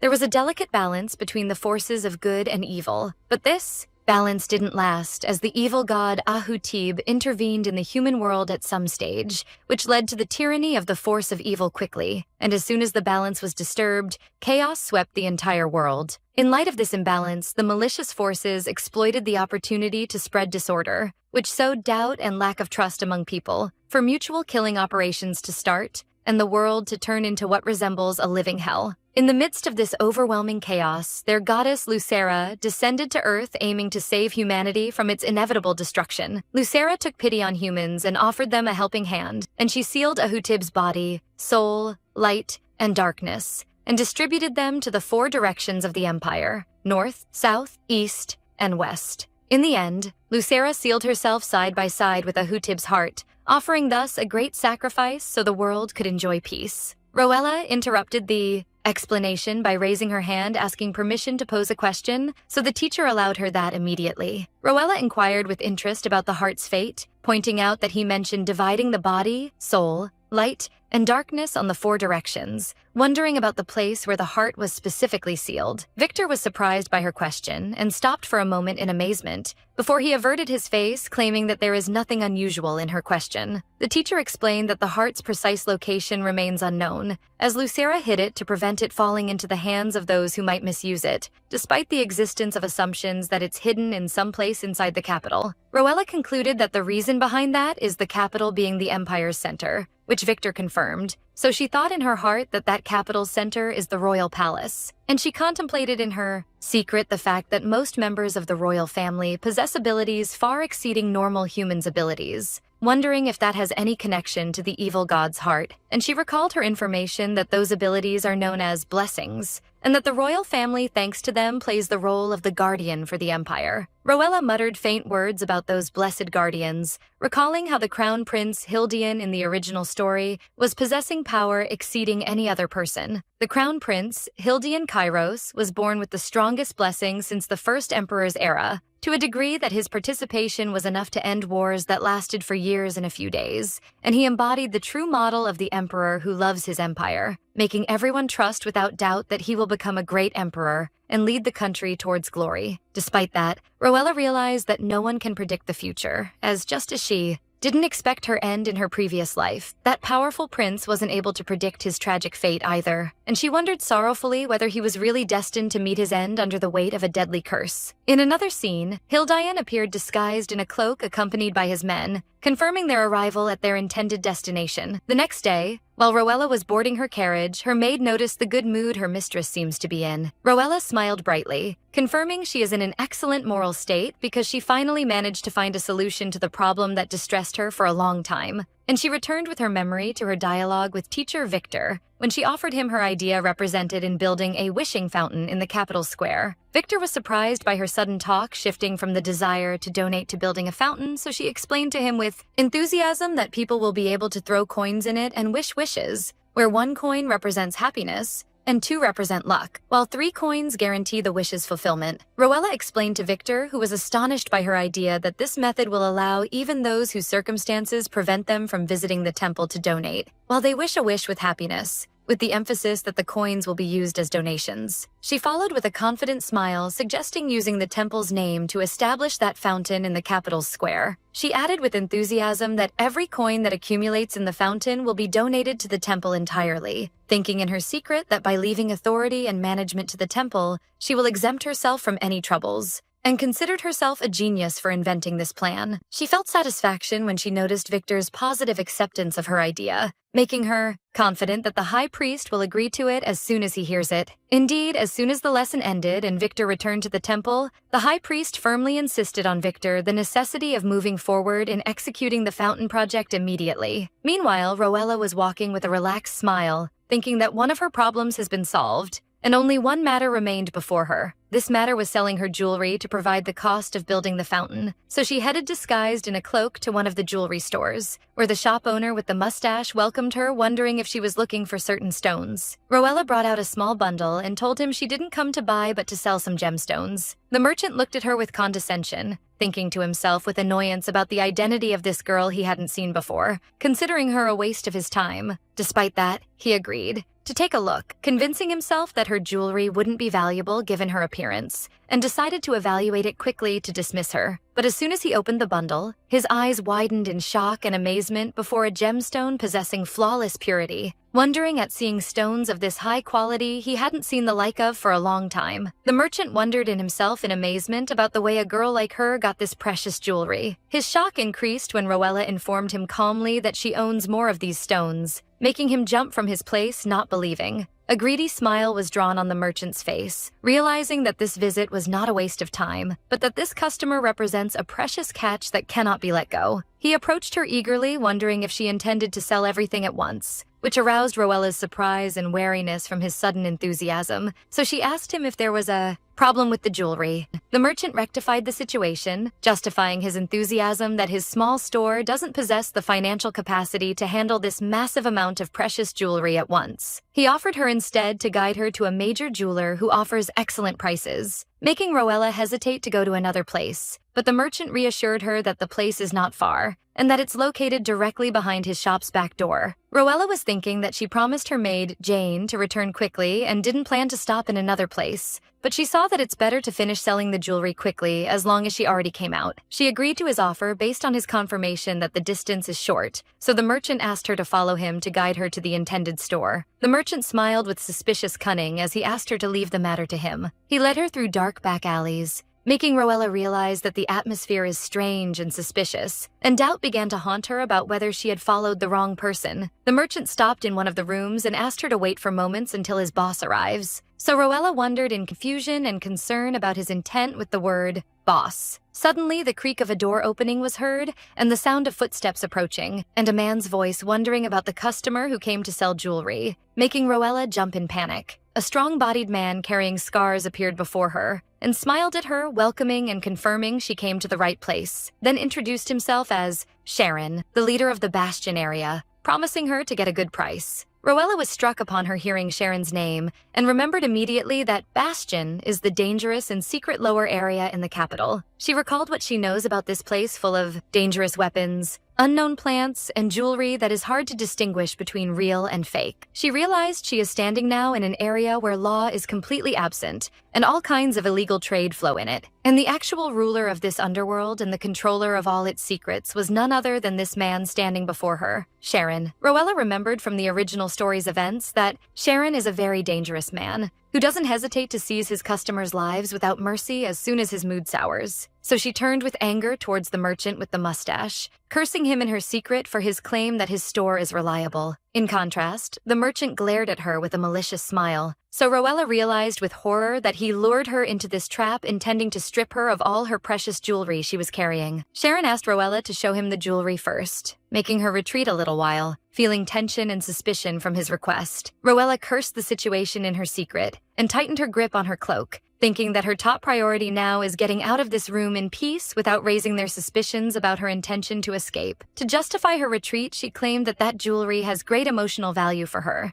and that it's wrong to get rid of it this quickly. Then she apologized, retreating towards the door on the pretext that she will think about the matter a little and return later. But before she could withdraw, a sharp knife was suddenly brandished near her neck, and Sharon told her coldly that he will handle settling the matter on her behalf if she needed to think, which struck her with shock and panic. Sharon directed his knife's blade towards her directly with a malicious smile, and ordered her with a decisive tone to hand him everything in her possession of jewelry immediately. Rowella wondered in terror what he thinks himself doing, protesting that he cannot expect her to hand him her possessions and leave as if nothing happened. But Sharon mocked her, pointing out that her face features confirm she won't give up the jewelry easily, leaving him only one choice. Sharon waved his knife, threatening her with killing to seize the jewelry by force, so Rowella screamed in panic while trying to dodge the blow. She closed her eyes tightly, surrendering to her fate, while thinking sorrowfully that her dreams of wealth had evaporated and she would meet her end in this dark place. But in the decisive moment, an unknown person suddenly intervened and countered Sharon's attack with force, directing him a blow that knocked him back and made him moan in pain. Sharon exploded in anger and gnashed his teeth while asking the attacker sharply about his identity, wondering if he was the girl's partner. Rowella opened her eyes in amazement to comprehend what happened, while the mysterious man explained that he is not her partner, but he simply couldn't stand idly by while seeing a weapon pulled in a woman's face. Rowella contemplated her savior's back, who was wearing a dark cloak, and wondered in confusion if he had come specifically to help her. and she thought logically that any person wandering in a dangerous place like this cannot be an ordinary person, and suspicions haunted her about whether he was a character from the original novel her memory didn't help her in recognizing. The man turned a little and ordered Sharon to surrender quietly, and then Roella was able to see his features with his red eyes and distinctive sword, so she wondered in shock about his true identity. Soon Sharon and the deceitful merchant were tied up, and Sharon began cursing and launching threats, vowing to her savior that he won't get away with his act, and wondering if he thinks he will be safe after attacking Bastion's leader. The mysterious man didn't care for his threats, but pulled his sword a little coldly and challenged him to execute his threat if he really possesses the ability to do that. Roella watched the scene, admitting in her heart she survived an inevitable death thanks to this stranger. But she remembered also that getting involved with strangers without a reason only brings troubles. So she decided to exploit this chaos to withdraw quietly, thinking she would thank him if they were destined to meet again. And while she was sneaking away, the system window appeared directly before her face, making her stop and flinch from the surprise. The window announced the success of a hidden quest, explaining that she met the male lead, Hildian, and offered her receiving a holy relic as a reward, while the glowing stone was floating before her. Roella was struck by this information, and realized finally that the man who saved her was none other than Hildian, the original story's main hero. Panic seized her, and she rejected the idea entirely while waving her hands trying to push away the window, convinced that getting involved with the story's hero will bring her countless problems, and wondered about the reason for his presence here from the start, confirming to herself that she doesn't need a holy relic or any great thing, for all she wanted was selling jewelry and returning in peace. But she stopped for a moment when a sudden idea hit her about the timing of his appearance,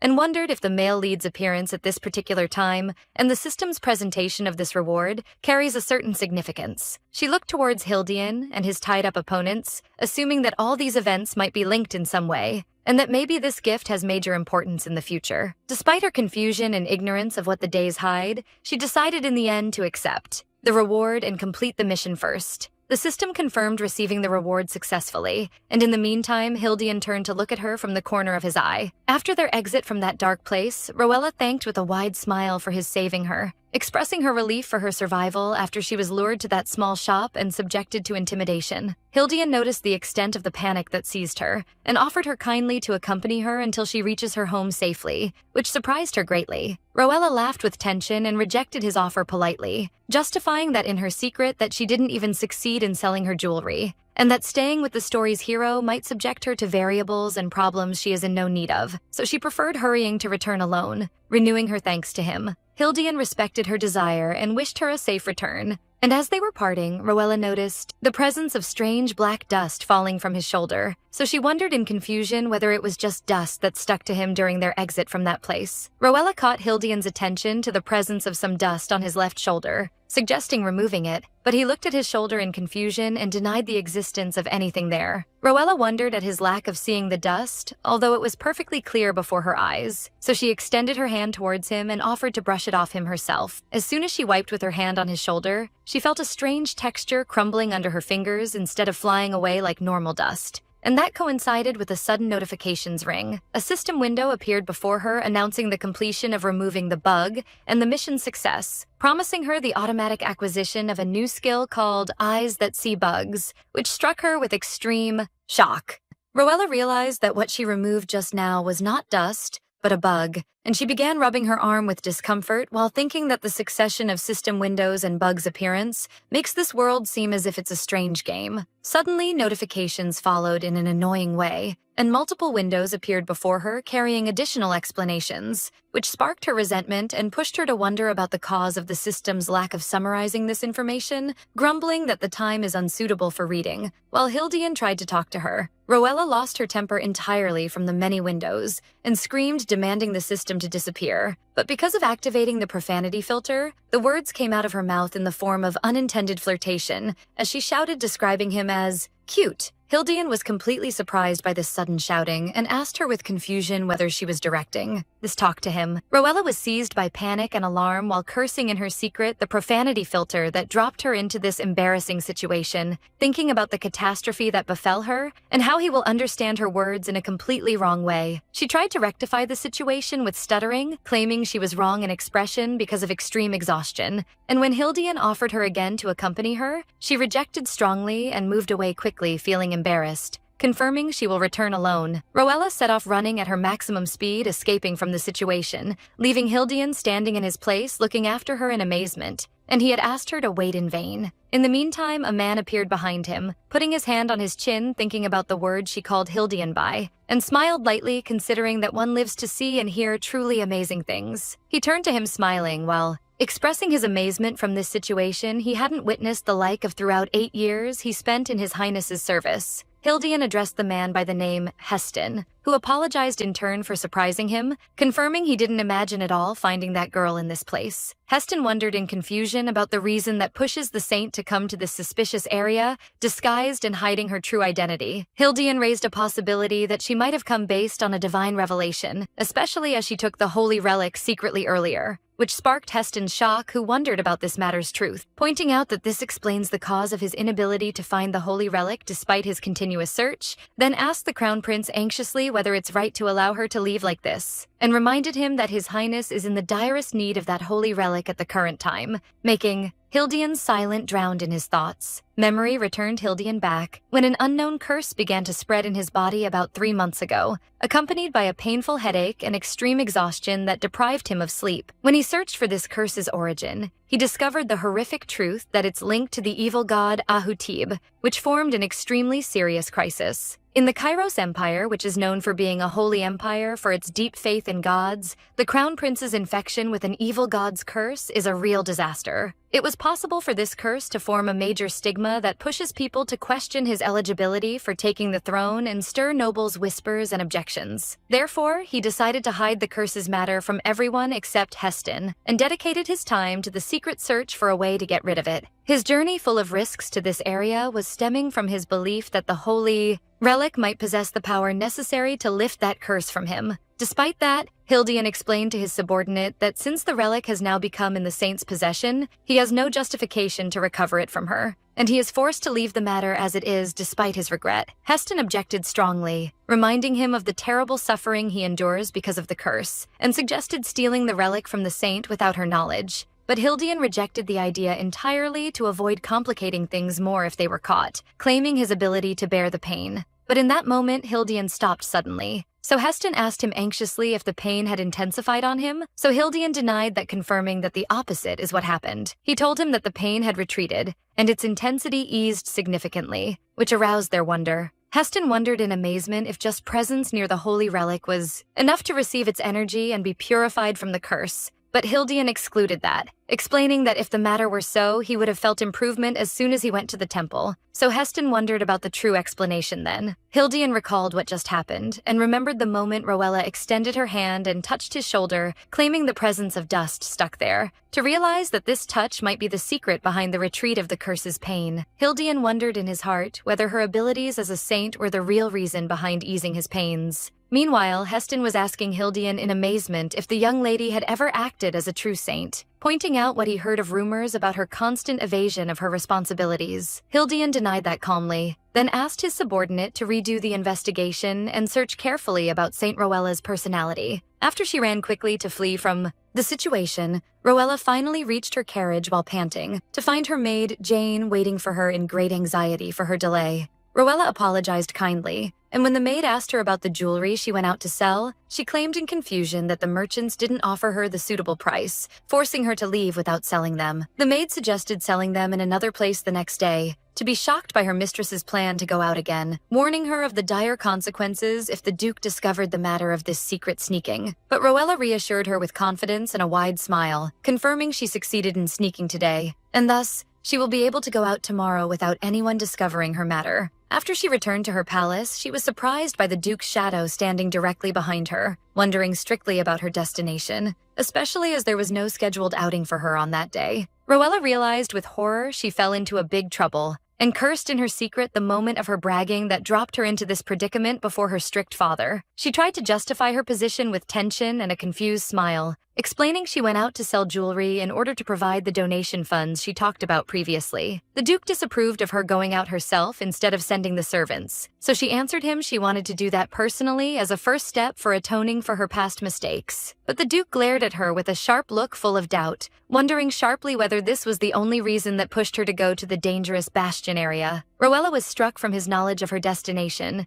and wondered in confusion and shock about the way her matter was exposed despite her extreme caution. He removed her confusion, explaining that a message had arrived from the royal palace, stating that the crown prince had purified the bastion area personally the previous day, and that he saw her there. The message stated that the saint visited the area alone without guards, and when she was subjected to danger by the bandits, the crown prince intervened to save her. The message also included a conclusion that the saint returned quickly and loaded with a holy relic, suggesting they suspected she risked her life and headed there secretly after she felt its presence. She felt shock and embarrassment at the same time, realizing that hiding her identity didn't work before the crown prince, while the Duke completed his talk expressing his understanding and appreciation in her capacity as the saint for her desire to protect the holy relic. But his tone soon turned to overwhelming anger as he scolded her severely for her recklessness and going to a very dangerous place alone, wondering what would have happened if harm befell her and demanding her to accompany guards or resort to him in the next times. The Duke pointed with his finger towards her, emphasizing his orders, so Rowella nodded in agreement while she was still under the influence of the surprise, wondering in her secret shyly if he was really worried about her. The Duke's fear calmed, and he offered her that he handle the matter of selling the remaining jewelry, so Rowella thanked him with a wide smile, realizing that his scolding was stemming from his fear for her, and hoped he would help her also in the matter of the holy relic. She decided to exploit the opportunity, so she asked her father about the optimal procedure for handling the holy relic, and the Duke answered her with confidence that it's natural for her to keep it in her capacity as the saint. Rowella disapproved of the idea in wonder, so the Duke asked her if there was what prevents that. Rowella justified her position that her divine power is weak and her reputation is bad, which might stir people's concern if she kept it, suggesting handing it over to the temple, but the Duke rejected that strongly, confirming again that she is the saint, and that questioning her is considered an insult to gods and a betrayal to the empire and the royal family together. The Duke explained that the temple's view of her had begun to change after this incident, pointing to a message that arrived early that morning. The message carried the temple's seal and included an official invitation from the high priest asking for a meeting with the saint. Rowella looked at the message in confusion, wondering about the reason for this sudden invitation, especially as she remembers from the novel's events that the original Rowella's relationship with the temple was not good at all. The Duke pointed out she hadn't visited the temple since her official announcement as a saint, and gave her the choice between going or refusal if the matter bothered her, leaving her freedom of decision. Rowella grabbed the message thinking that Victor's impression of her had improved, but the high priest and the rest of the priests might not have changed their view yet, making her see in this invitation a golden opportunity that cannot be compensated. Rowella announced with enthusiasm her decision to go to the temple, determined to show the extent of the change that occurred in her personality to improve her deteriorating reputation, and planned at the same time to inspect the Wishing Fountain project she suggested.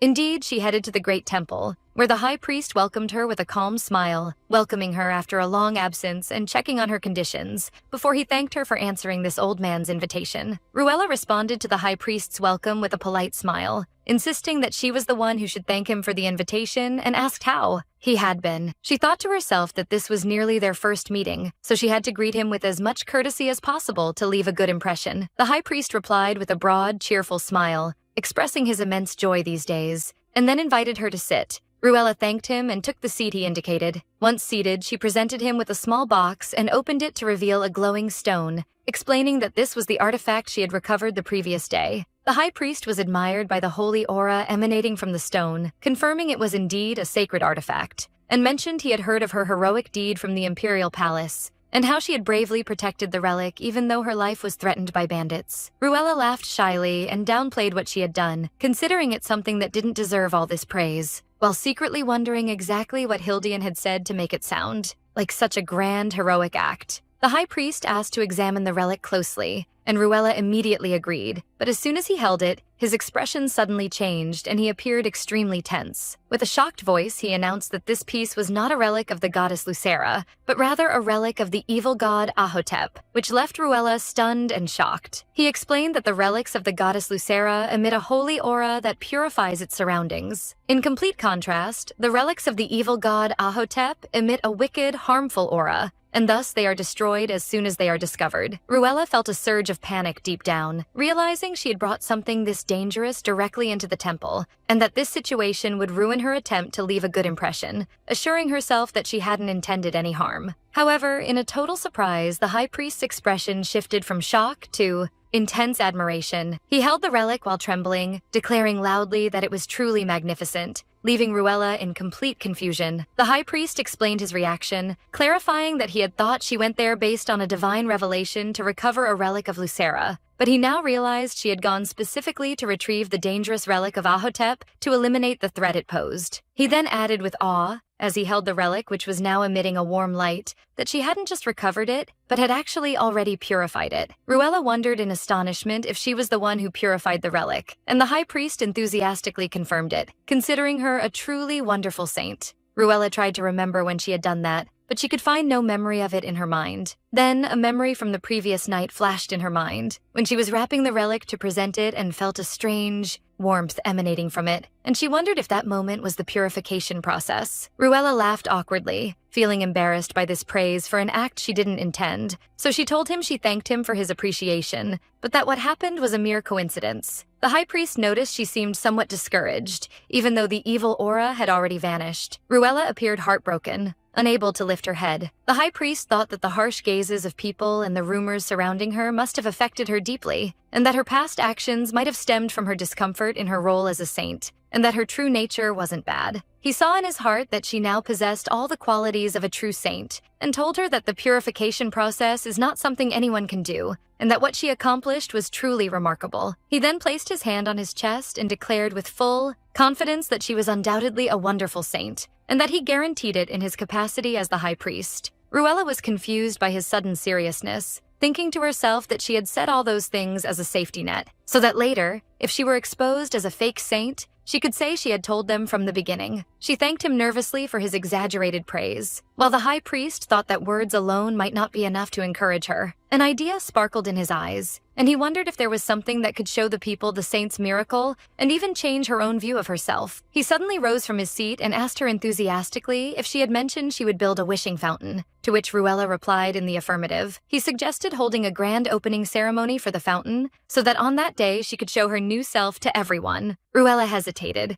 wondering if people would avoid attending if they knew she was the one who built the fountain, and suggested she watch from behind the scenes. But Victor enthusiastically supported the high priest's idea, and the high priest rejoiced at his agreement. The high priest approached her with even greater enthusiasm, asking her to focus on completing the fountain, and that the temple would take full charge of organizing the ceremony for her sake, making her unable to refuse. Ruella smiled secretly. She had originally come to the temple to talk about the fountain, but she didn't expect them to bring it up first and with such enthusiasm, so she reluctantly agreed to leave the matter in their hands, wondering if things were going well. Ruella felt a great sense of relief. She had been worried about how to promote the fountain after finishing its construction, but since the temple would handle the ceremony, a huge burden was lifted off her shoulders. Ruella thought that this matter not only saved her a lot of trouble, but if she showed everyone how much she had changed on that day, it would also help improve her reputation. Accordingly, she began planning what she would wear and what she would say at the ceremony. But while she was lost in her thoughts, a familiar voice called her in a mocking tone. Ruella raised her head to be surprised by the owner of the voice, who expressed her astonishment at seeing her in the temple, a place she never expected them to meet. It was her cousin Helena, standing before her with a forced smile,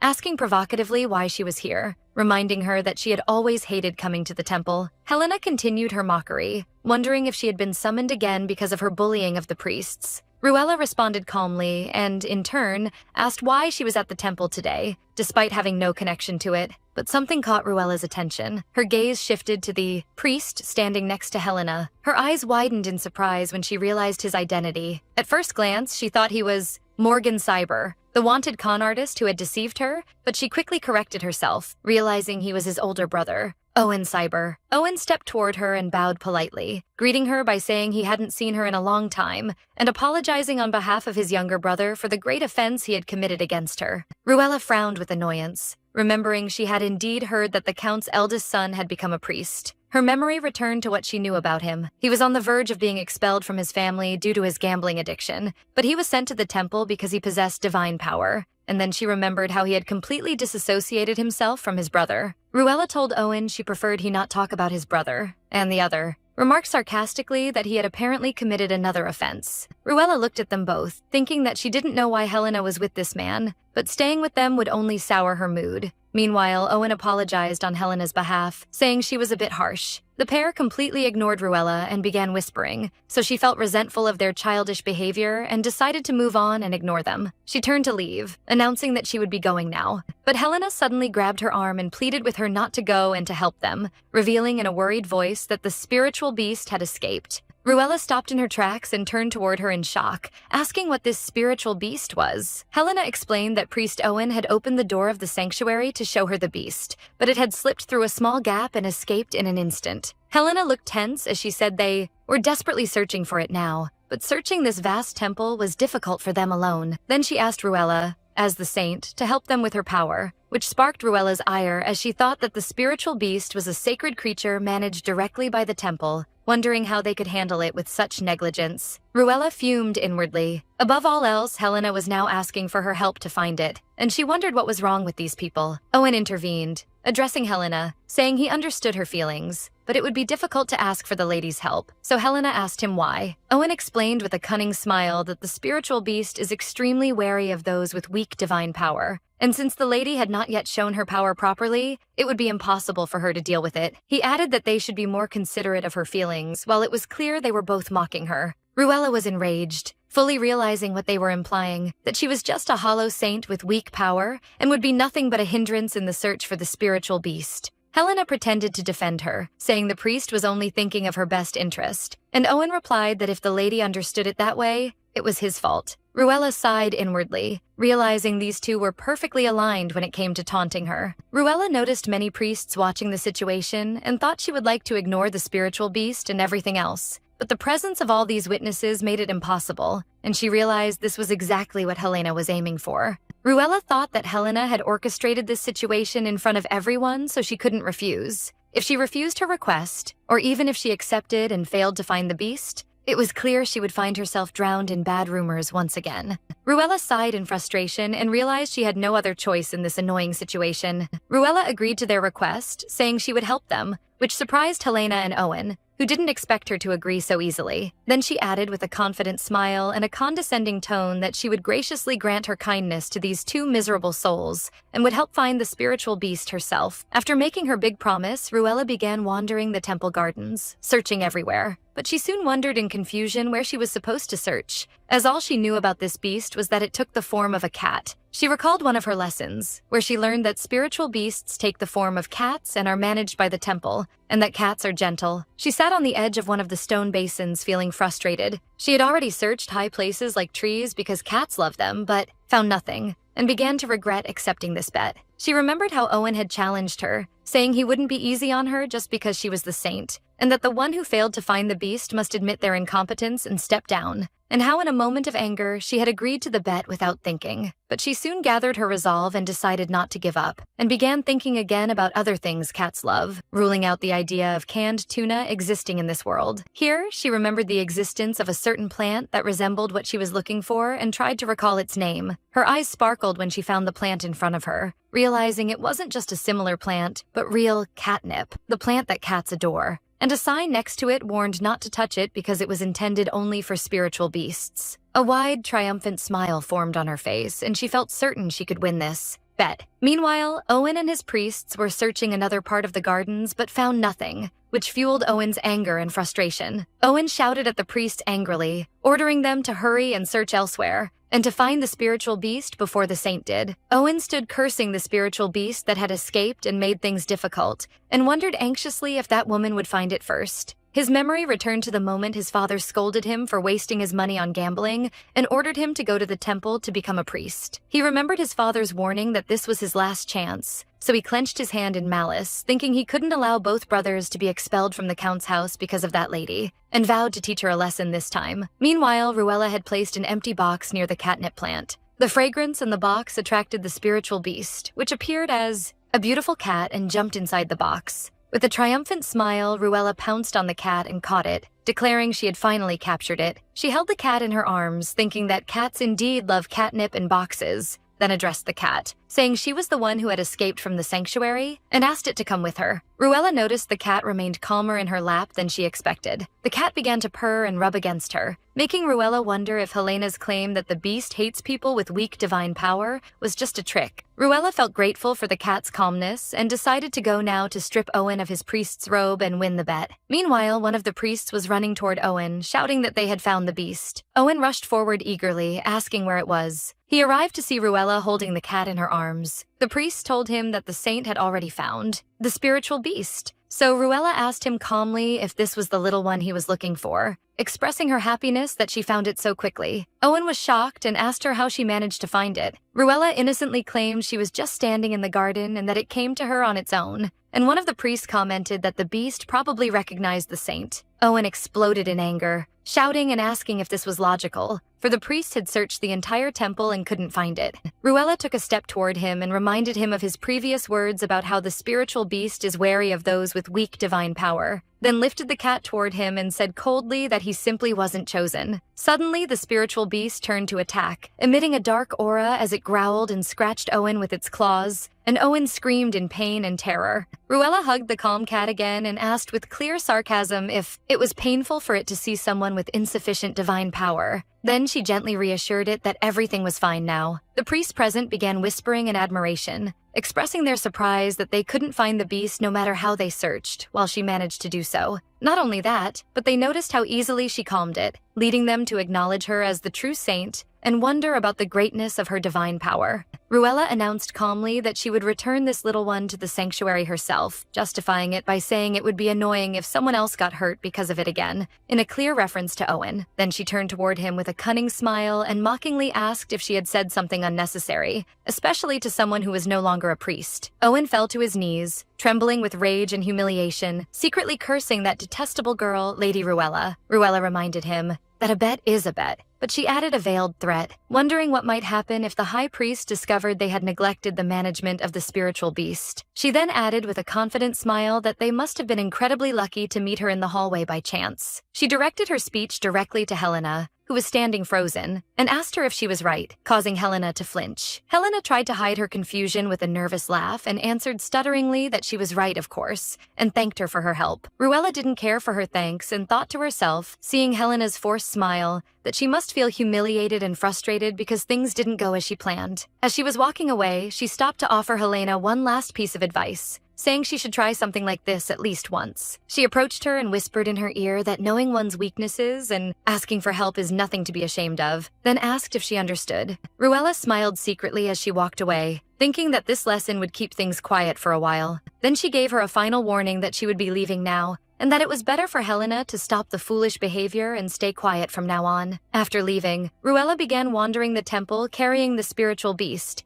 but she was surprised because she couldn't find the sanctuary Victor had mentioned anywhere. She looked at the cat in her arms and playfully asked if it knew where the sanctuary was. Then she scolded herself for her silliness. How could she talk to a cat and expect an answer? But at that moment, the cat jumped from her arms. The cat suddenly took off running, so Ruella cried out after it in surprise, asking where it was going. Ruella hurried to catch up, marveling at its sudden run after it had been sitting quietly the whole time, wondering if it really knew the way to the sanctuary, and asked it to slow down so they could go together. She felt angry, thinking about how difficult it was to catch this spiritual beast, and that if she lost it now, she would end up like that fool Owen. She decided that this must never happen and continued chasing the cat, asking it to wait. She stopped suddenly, panting, realizing she had run after the cat without thinking and that she now didn't know where she was. She found herself in front of an old, cracked building covered in climbing plants, and wondered in confusion if there was such a place in the temple. She felt anxious. If she didn't find her way back soon, she would surely get lost, and wondered in the midst of all this where that cat had gone. She heard a meowing sound and glimpsed the cat's tail disappearing into one of the corridors. She ran toward it, shouting that she found it and asked it to stop running. But she stopped in her tracks when she saw the cat sitting next to a person lying on the ground, and she cautiously wondered about his identity. Her eyes widened in extreme shock when she recognized his features, realizing he was the Crown Prince. Going back an hour, in the High Priest's office, he was apologizing to the Crown Prince, explaining that there was nothing he could do to solve the problem. The High Priest explained that he didn't know the type of this curse, but even his divine power had no effect, and that this matter could not be underestimated. Despite this, the Crown Prince asked him for help, explaining that even if he couldn't remove the curse, easing the pain would be enough, so the high priest agreed to look for a solution quietly. The high priest suggested that the saint might be able to help, noting that she mastered the power of purification. So Hildian inquired in surprise if he meant Lady Ruella. The high priest confirmed the matter and told him that she had come early in the morning and showed him an artifact she recovered from Bastion, which turned out to belong to the evil god Ahotep, and that she had already purified it. Hildian repeated his words in shock, so the high priest explained to him that if she truly possessed this level of divine power, she might be able to significantly suppress His Highness's curse. Based on that, the high priest suggested that His Highness try to ask for help from the saint. Later, the crown prince was standing alone, thinking that the disappearance of his pain for a few moments the last time was not just a coincidence. But the question of whether he could trust her enough to tell her the truth about his curse was a completely different matter. Suddenly, the pain struck him again with force, and a dark aura spread around him as he clutched his chest in agony. He staggered from the intensity of the pain, thinking desperately that he hadn't brought Heston with him, and that if he lost consciousness here, he would be in real trouble. He tried to resist the pain and force himself to stay awake, but in the end, he collapsed and lost consciousness. At that moment, Ruella found him lying on the ground, so she rushed toward him, shouting for him to wake up. She touched his forehead, noticing the cold sweat covering his face, and asked him anxiously if he was okay and where the pain was. The crown prince slowly opened his eyes and recognized her voice, wondering in confusion if she was the saint. He asked her in astonishment why she was there, and she replied in confusion that this wasn't a dream, and that she was the one who should ask why he had collapsed in this place. He tried to get up but writhed in pain, sparking panic in Ruella, who called him anxiously. Ruella realized she wouldn't be able to carry him herself, so she decided to go call for help. But before she could leave, he grabbed her wrist firmly to stop her. He remembered how the pain in his body had eased and breathing became easier when he was near her the last time, and wondered if this truly was her power as a saint. He pleaded with her not to go and asked her to touch him. He repeated his plea, which struck Ruella with profound shock. She wondered in shock what this kind person was saying, affected by the euphemism filter even in her thoughts, and thought that he seemed perfectly normal before. But now she saw him as a complete pervert. She scolded him, asking if he realized the state of his body and that this was no time for jokes. But he interrupted her, insisting that this was why he was saying it, and asked her at least to touch his back. Ruella wondered in confusion if he was asking her to rub his back to ease the pain a bit, just like mothers do when they say, "My mother's hand is a healing hand," and rub their suffering child's belly. Although she thought she could do that, she wondered if it was better to call a doctor now, then told him she would do as he asked. But he had to let go of her hand first. As soon as he fell to the ground, she saw that insect she had seen previously on his back once again. She wondered in terror if this was another mission, but was surprised that the status window didn't appear anywhere. However, she felt that there was something strange about that insect. She wondered in concern if it had been this large the last time she saw it, while the crown prince was in severe pain. Her memory returned to the events of the original novel,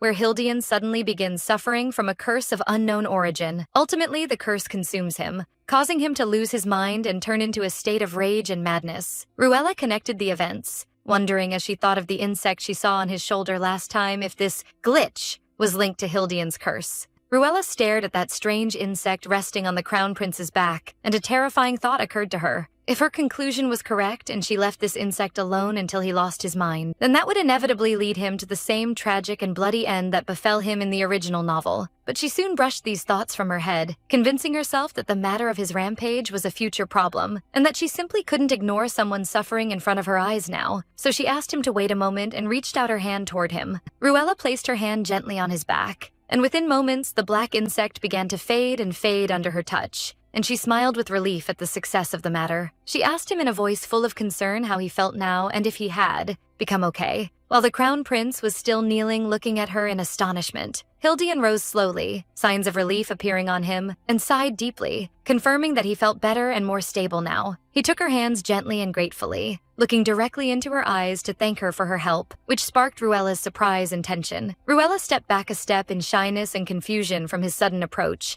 and stammered that it was lucky his condition wasn't serious enough to call a doctor. At that moment, the familiar system voice rang in her head, and a glowing blue window appeared before her, drawing her attention away from him. The window announced the success of her hidden mission by removing the insect from Hildian's back, and granted her 3 points as an increase in reputation, noting that the target's pain had receded. So Ruella realized that his pain was indeed linked to that insect, and that the word receded meant the curse hadn't completely disappeared. She looked at him again, thinking that as long as the insect had been removed for now, he should be in good condition. She contemplated his features after he regained his posture and adjusted his appearance, noticing clearly that the color had returned to his face and he looked much better than before. She thought about the dire consequences that would have happened if she hadn't come to this place by chance searching for the spiritual beast, and how Hildian would have faced the danger of the rampage alone here, or perhaps worse, which was to die alone in such a deserted place without anyone by his side, a fate she felt in her heart she never wanted to see.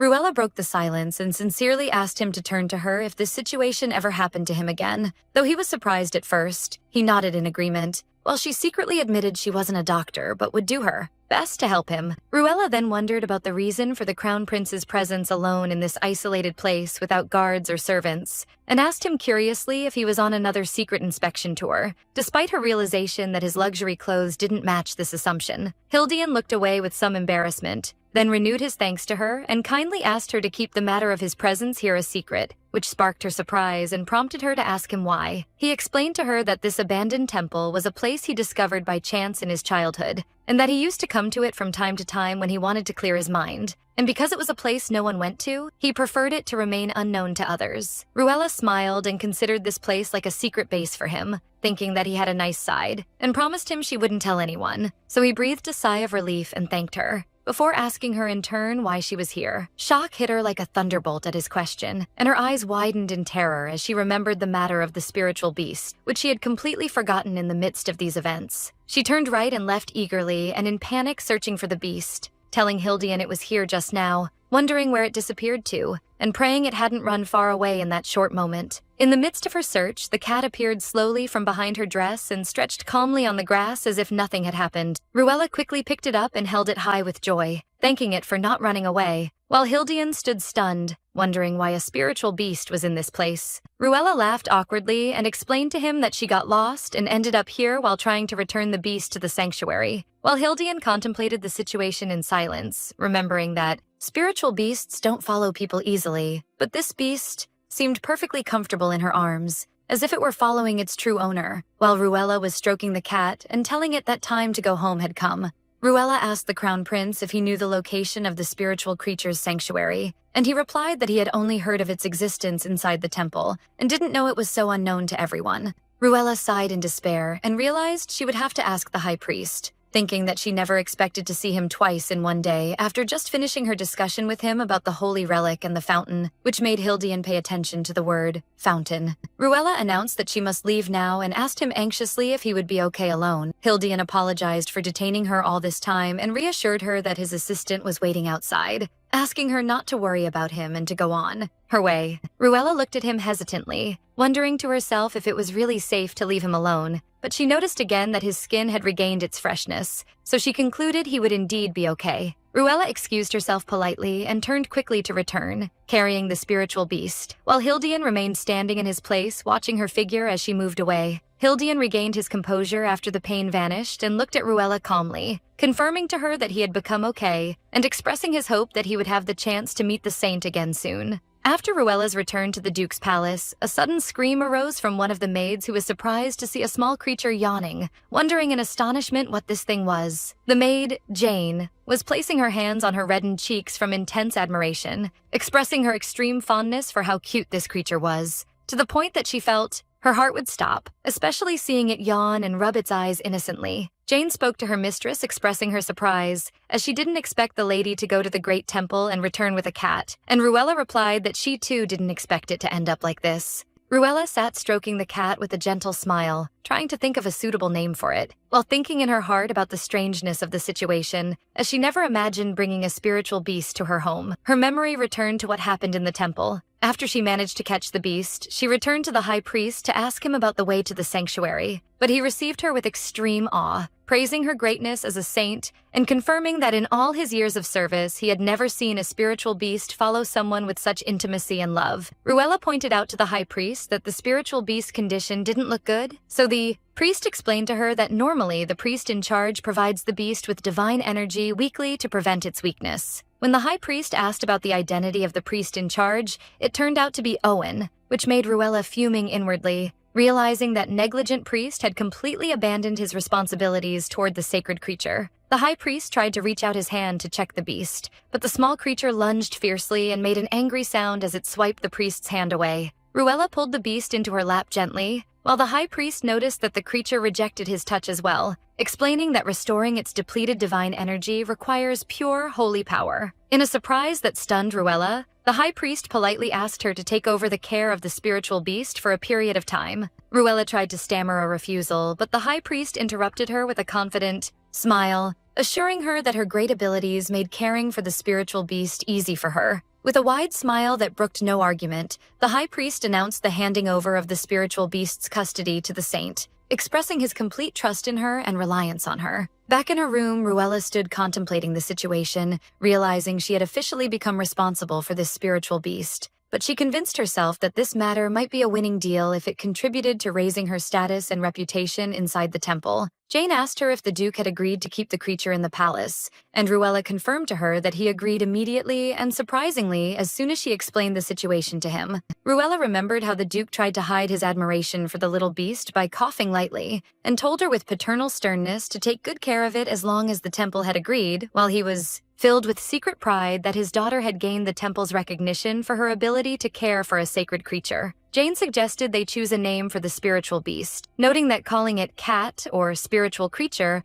only seemed strange and inappropriate. Ruella thought long and hard about a suitable name, deciding to choose a simple and ordinary name so she wouldn't get too attached to it, to avoid feeling sad when the time for parting came. After a moment of thought, she looked at the little beast and called it Gelly, and the creature responded to her with a cute wink and a cheerful meow. Jane was overjoyed when she saw Gelly's response to the name, considering that the creature liked its new name, and Ruella smiled with relief at the success of the matter. Ruella stroked Gelly's head with tenderness and whispered to it that its stay with her might be short, but she begged it to take care of her during this period. Suddenly, this quiet moment was interrupted by the maid, Mary, bursting into the room quickly, apologizing for her sudden entry. Mary was panting while carrying a wooden tray with a black sealed letter, and told her mistress she must see this matter immediately, as an urgent letter had arrived from the imperial palace, specifically from the Crown Prince. Ruella was greatly surprised upon hearing the Crown Prince's name, and picked up the letter amidst the whispers of the maids who wondered curiously why the Crown Prince was messaging their mistress. Ruella initially expected the letter to be just words of thanks and simple greetings related to what happened between them in the abandoned temple. But her features changed completely when she read the content of the letter, where the Crown Prince asked that they meet face-to-face to discuss a certain matter privately. Ruella realized with fear and confusion that the arrival of an official letter from the Imperial Palace with this content meant the Crown Prince was extending an official invitation for her to come to the palace. The Crown Prince explained in his letter that he learned by chance of the donation fountain project she was adopting, and that he found himself very interested in this unique method of donation that hadn't occurred to his mind before. He added in his letter that if she hadn't yet settled on a place to build the fountain, he believed he could recommend an excellent site, renewing his desire to discuss this matter with her personally. Ruella stood holding the letter while drowned in her confusion,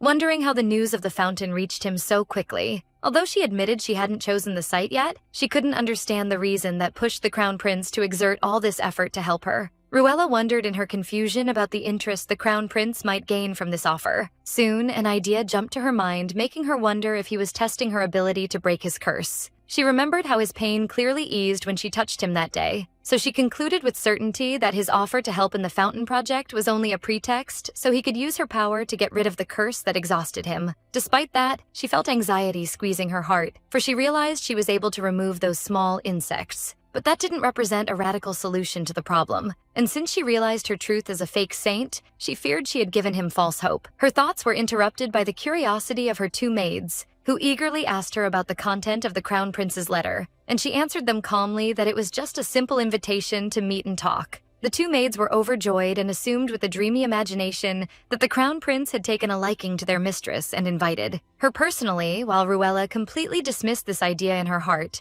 certain that his interest lay only in her power. The two maids continued their persistence, asking curiously if she would accept the invitation, so Ruella sank into deep thought. A confident smile formed on her lips, convinced that whatever his offer was, she had nothing to lose. She saw that accepting this invitation was a smart step to speed up the completion of her tasks, and that there was no justification for refusing it. With enthusiasm, she announced to her two maids her agreement to go and asked them to bring paper and a pen to write the reply. The next day, Ruella headed to the majestic Crown Prince's palace, There, she bowed elegantly before Hildian, greeting him with respect, and introduced herself as the daughter of Duke Breda, thanking him for his kind invitation. Hildian returned the greeting with a welcoming smile, confirming that the thanks went to her for accepting the invitation, then gestured for her to enter the palace. Ruella accompanied him inside, thinking that this was the third meeting between them, but she admitted to herself some tension, given that it was the first official meeting between them. Hildian noticed her frequent glances, so he stopped and asked her in surprise if there was something wrong,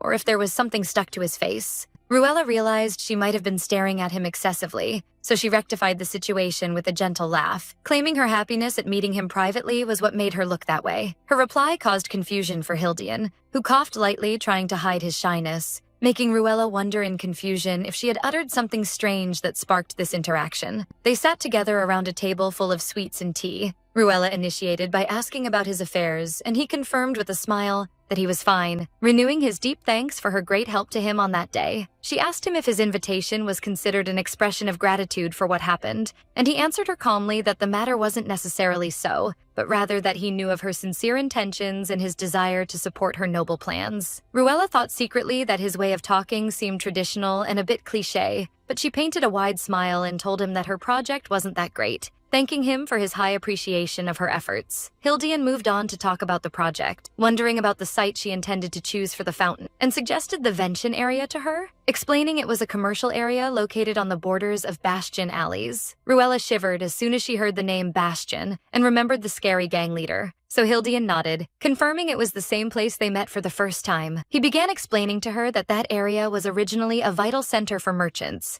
before criminals flocked to it and turned it into a black market. But he reassured her that after capturing the area's leader, Sharon, last time, the imperial family is now working hard to revive trade and security in that area, promising her they would return it to its previous prosperity, and even better than it was, and asked her not to worry about it being a bad site. Ruella listened to his confident words and was certain he had indeed invited her to discuss the fountain project and offer help. In her heart, she didn't care much about the site of the fountain, for all that mattered to her was finishing the construction. However, she feigned hesitation and told him the difficulty of giving him a definitive answer at the current time, pushing him to wonder about the reason. She justified her position by saying she didn't know the Vention area well, and that her first quick visit to Bastion wasn't enough to judge the entire place. She confirmed to him that this project carried paramount importance for her, so she preferred to conduct a field inspection of the site before making any decision, and asked him to provide her with the exact location so she could visit it herself. The Crown Prince agreed with her viewpoint, confirming she was entirely right,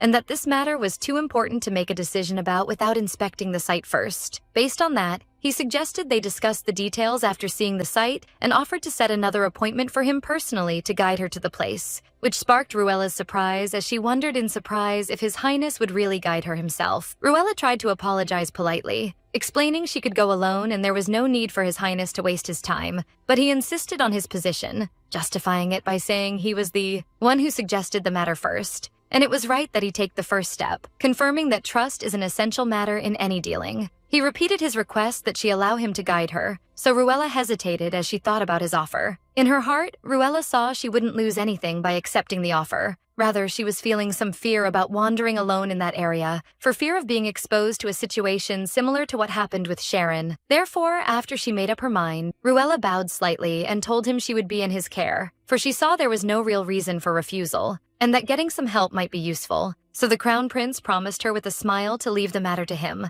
Ruella announced she would take her leave now, and that she looked forward to their meeting at the next appointment. When she moved to leave, the Crown Prince offered to accompany her to her carriage, but she told him there was no need for him to go to that extent. But suddenly, Ruella stopped in her tracks, her eyes widening in shock as she noticed the presence of a small black insect on the Crown Prince's shoulder. She cried out, wondering if this was happening again, which sparked his extreme confusion. Ruella quickly rectified the situation and placed her hand on her mouth, claiming there was nothing, while her thoughts were clashing in panic, wondering how that cursed insect had appeared again after it disappeared previously. She secretly compared this insect and the one she saw when he collapsed in the abandoned temple. Although it appeared smaller in size now, she was certain its presence would negatively affect his health, so the Crown Prince noticed her distraction and called her name. Driven by concern, she asked him directly about his condition at the current time, so he was surprised by her question and asked her what she meant. Ruella concluded through his facial expressions and movements that he didn't appear in a critical state as he was last time, but the reappearance of the insect in this short time sparked her concern. Ruella feared that if she left him in this state, and the insects accumulated and grew in size as happened in the past, the consequences would be dire. Therefore, she decided she couldn't ignore the matter, so she excused herself for a moment, then suddenly rushed toward him and hugged him tightly to be able to touch the place of the insect. The Crown Prince was completely shocked by her sudden act and called her name in astonishment. He asked her in confusion what she was doing, so she told him while holding on to him to wait a moment and stay still. The Crown Prince's face turned red with shyness as he wondered again what on earth she was trying to do. Ruella reminded him that he was the one who asked her to touch him last time, and that she was now just checking his condition. Then she began touching other places of his body, wondering if touching other places would help as a preventive measure, and asked him to relax. The Crown Prince was frozen in his place from extreme embarrassment, while Ruella thought that this situation would be catastrophic if someone saw them. Ruella continued touching him everywhere she could reach, considering she had to do what she could as a precautionary measure. After she succeeded in removing the insect, she moved back a bit and felt satisfied with its disappearance, confirming to herself that since she touched other places as prevention, he should be fine for some time. She asked him how he felt now, but she was surprised to see his face extremely red, and wondered in confusion about the reason for that. The Crown Prince stammered as he turned his face away, apologizing that he didn't know the reason. Then he asked her to step back a bit, and here Ruella suddenly realized the truth of what she had done, and her face went pale. Panic seized her, and she thought that she had touched the body of a member of the royal family recklessly, and that she was in such a hurry she didn't think of the consequences, so she hurried to offer a deep apology, confirming to him she didn't intend any bad intentions. The Crown Prince reassured her while still embarrassed, confirming he knew she acted out of concern for his health and thanked her for her care. Ruella breathed a sigh of relief and felt grateful for his big heart, for she feared he would push her away for her lack of respect. After things calmed down, she took her leave quickly and promised him she would meet him next time for him to show her the site, so he agreed and wished her a safe return. Ruella quickened her steps away, thinking she must escape before the atmosphere became stranger and more embarrassing. While the Crown Prince was watching her as she moved away, he was drowned in his thoughts, contemplating how Lady Ruella didn't hesitate for a moment to reach out her hand toward him,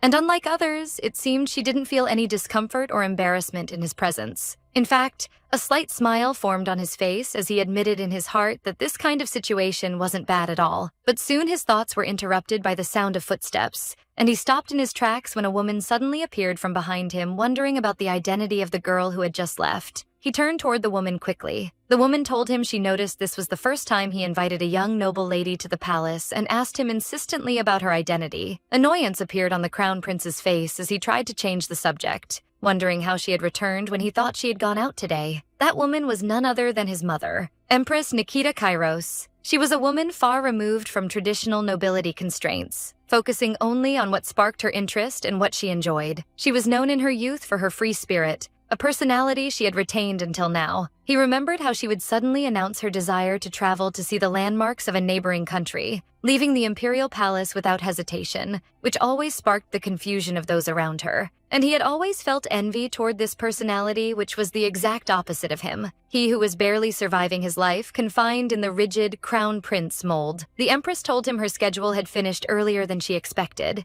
then demanded sternly that he not change the subject and answer her question. The Empress repeated her question curiously while directing her fan toward him, wondering about that girl's identity. The Crown Prince tried to evade answering, claiming there was nothing worth knowing, and that it was just an ordinary meeting between nobles.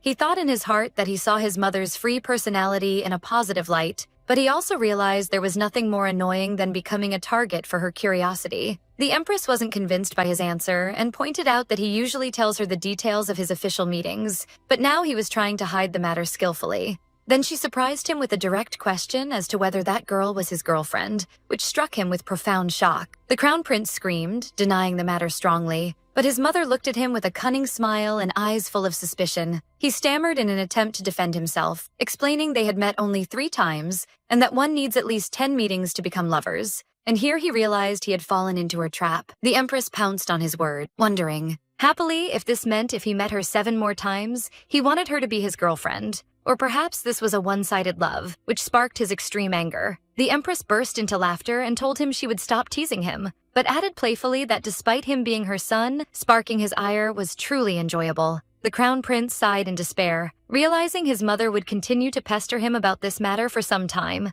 and that no matter how old he got, she would remain difficult to handle. But soon his interest shifted, and he wondered anxiously if the saint had managed to leave the imperial palace safely, which his mother noticed. The empress watched him while he was distracted, noticed his facial expressions, and realized it was the first time she saw him in this state, concluding he wasn't completely uninterested in the matter. Her memory returned to Hildian's childhood, where he was always afraid of relationships with people, making him hesitant to allow anyone to approach him or to approach anyone himself. As a result, the only person who remained by his side was his assistant, Heston. The empress sighed with regret, considering it truly unfortunate that her son was this handsome and this distant from others.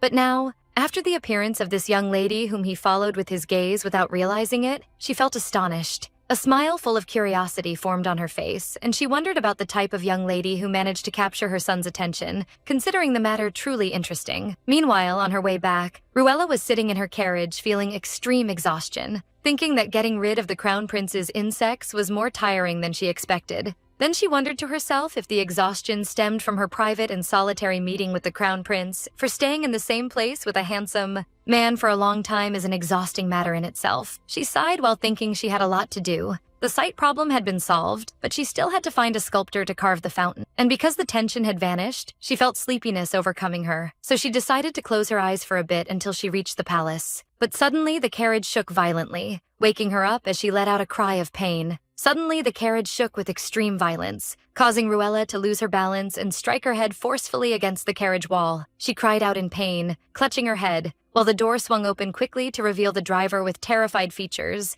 asking about his mistress's condition and whether she had been harmed. Ruella reassured him that she was fine despite the pain, but she asked him sharply and anxiously about the source of the screaming she had just heard outside, fearing that a traffic accident had occurred. So the driver began to stammer as he tried to explain the situation to her. Outside, there was a man wearing an orange coat firmly grasping the hand of a girl dressed in a robe resembling a priest's outfit, while the girl was screaming and pleading with him to leave her alone. However, the man falsely accused her of being the one who harassed him first, claiming she was now feigning rejection to play hard to get, while the girl strongly denied this, insisting she had only picked up something he had dropped. The driver and Ruella got out of the carriage to clarify the matter, as the driver pointed toward those people who had suddenly jumped in front of the carriage, while Ruella watched the scene with features filled with wonder. As soon as Ruella grasped the situation, signs of anger and disgust appeared on her face, inwardly describing the man as despicable and insane. This situation reminded her of bad memories from her past life when she worked part-time in a store and dealt with troublemaking customers. She recalled a memory of an insolent customer who misunderstood her professional kindness as personal admiration, claiming she was interested in him, while she was actually just doing her job by ringing up his purchases, and she remembered how the matter ended with him being kicked out. Ruella returned to reality and told her driver in a firm tone to wait where he was for a moment, while she headed with confident steps toward the source of the quarrel.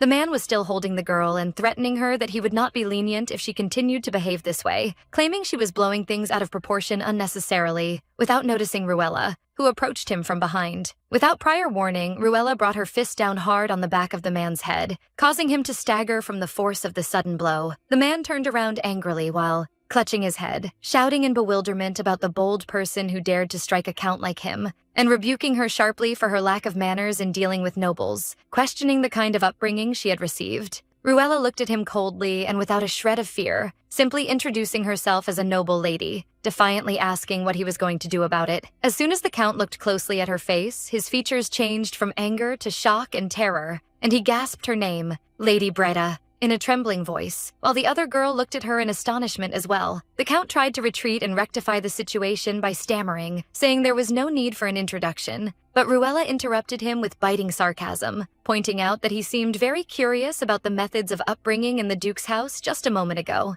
Then Ruella smiled a terrifying smile full of menace, offering to personally tell the Duke in detail what had happened, mockingly suggesting they go to her house together now to discuss the matter. The Count's face turned pale and he broke into a sweat, beginning to tremble with intense fear at her explicit threat. Unable to respond, unable to bear the situation any longer, he took to his heels, screaming apologies and begging for forgiveness, leaving the place at a frantic speed while Ruella and the girl watched his disgraceful escape. Ruella brushed off her hands and muttered in annoyance that the man had caused a great fuss for no reason, expressing her resentment toward the whole situation. Suddenly, she heard a thumping sound behind her. She turned to find the girl had fallen to her knees, and Ruella thought the girl's legs had failed her due to the intense panic she had experienced. Ruella leaned toward her with concern and asked if she was okay after that annoying situation, offering her help to stand up once more. The girl was trembling as she muttered incoherent words about her disbelief at what was happening and that she never imagined meeting her here. Suddenly, she grabbed Ruella's hand firmly and shouted the title, Saint, loudly, much to Ruella's surprise. The girl raised her head, her eyes shining brightly, and expressed her overwhelming joy at meeting Ruella, enthusiastically declaring that she was one of her greatest fans. Ruella froze in her place, bewilderment covering her face, unable to process what she was hearing, and wondered in confusion about what was happening. Ruella began examining the girl's clothes, noticing she was wearing the uniform of an apprentice priestess, which increased her wonder, as she assumed that people belonging to the temple should hate her given Ruella's tyrannical behavior in the past. But the girl continued her speech with unparalleled enthusiasm while holding Ruella's hand, considering this meeting a great honor and glory for her family. She continued to heap praise on Ruella's beauty, which was still as radiant as ever, describing her heart as kind for saving a stranger like her from a bad man, and insisting that she was the saint of saints. Ruella thanked her shyly and in confusion, thinking to herself that it was the first time she had received such a welcome since meeting the high priest, making the situation somewhat embarrassing. Before the girl suddenly remembered something and began searching in her pocket, the girl pulled out a small statue and displayed it proudly, saying it was a statue she had made herself in Ruella's likeness. Ruella was stunned and asked in shock if she was truly the one who had made this statue, to which the girl replied with humility and shyness that her skills were still somewhat lacking. Ruella took the statue and contemplated it with great admiration,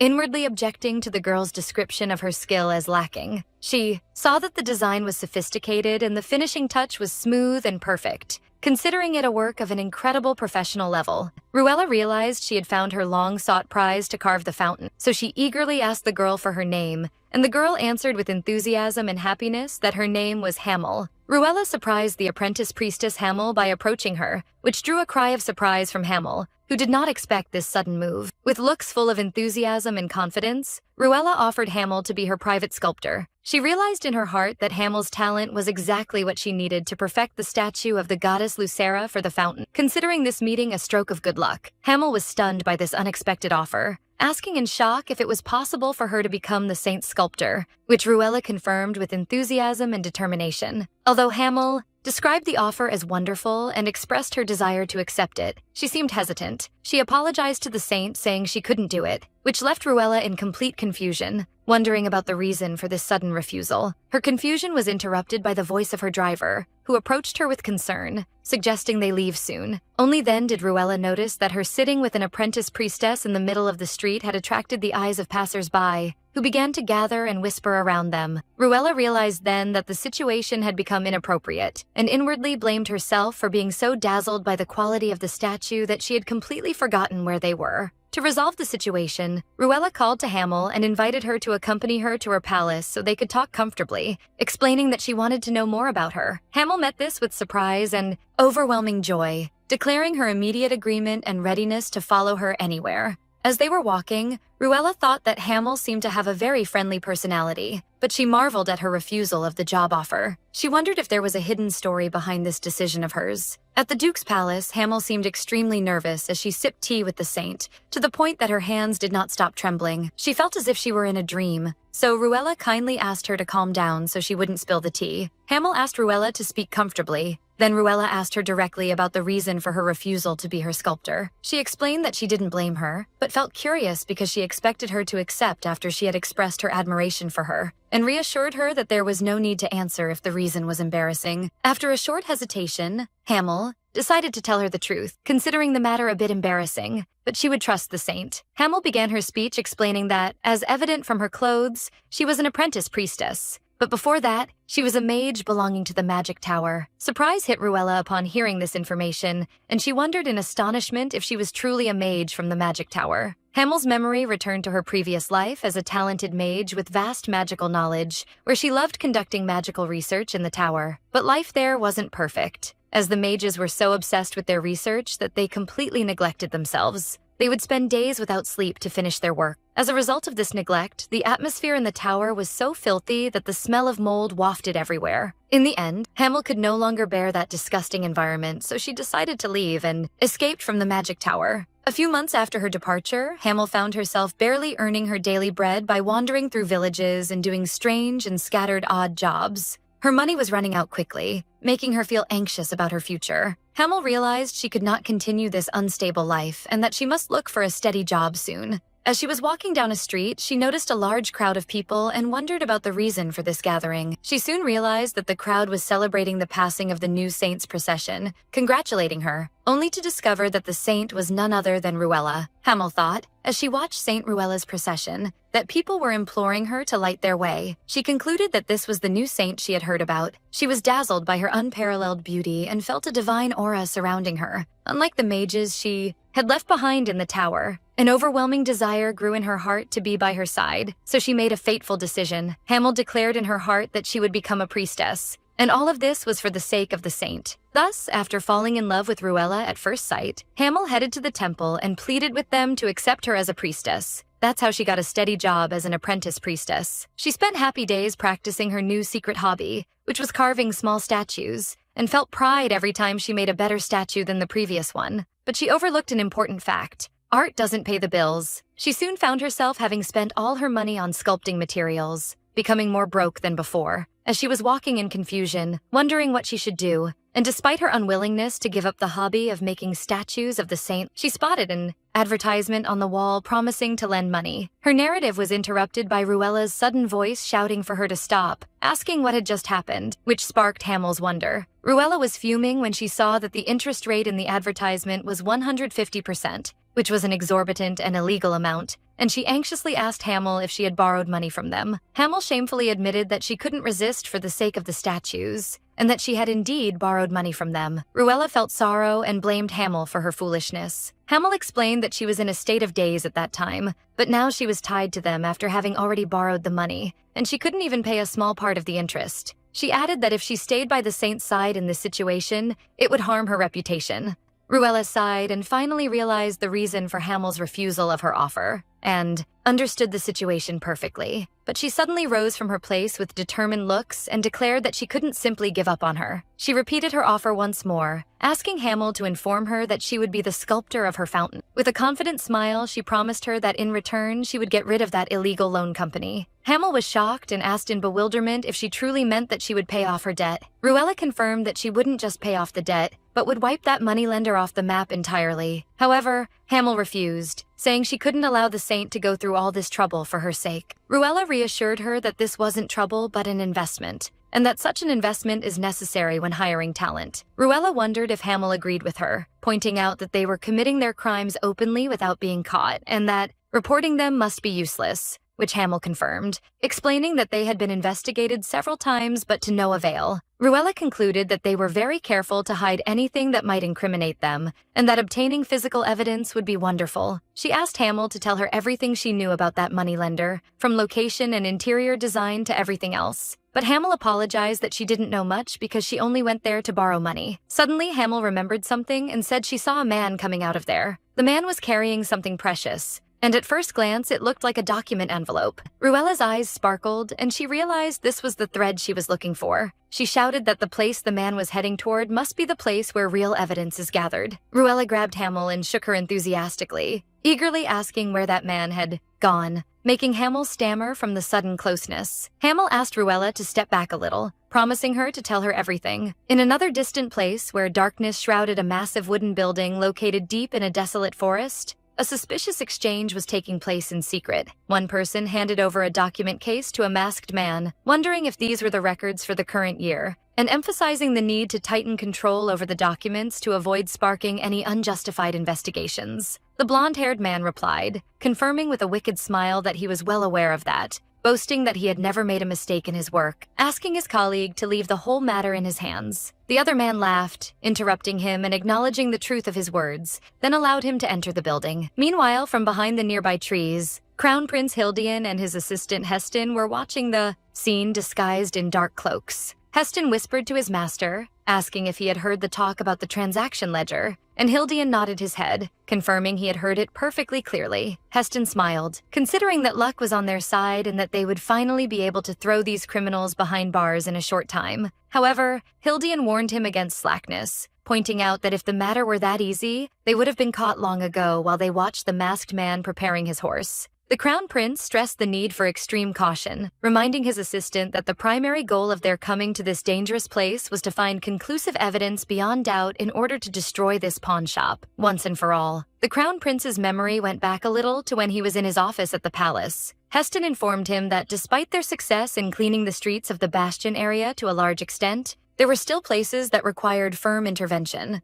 The assistant explained that one of these places was located on the outskirts of the Vention area, a site of great standing in the underworld known as Hambar Pawn Shop, which looks like an isolated wooden building in the middle of the forest. Heston continued his explanation that this illegal shop had received many reports in the past, but the problem lay in not finding any evidence incriminating them during inspections, which leads to the immediate release of suspects, forming a constant source of annoyance for the authorities. Hildian sighed, expressing his surprise at the existence of another place rivaling Sharon's area in malice and corruption, and asked his assistant about the number of victims who fell into this shop's trap. Heston answered seriously that their numbers were approximately equal to the size of 3 villages, which struck the Crown Prince with extreme shock at the magnitude of the number he had not expected. The assistant added that most of the patrons of this shop were people suffering from financial hardship and struggling to meet their basic needs. Hildian wondered if they had investigated these victims, assuming that would inevitably reveal some information about the shop. Heston swallowed hard and signs of tension appeared on him, replying that he truly wanted that,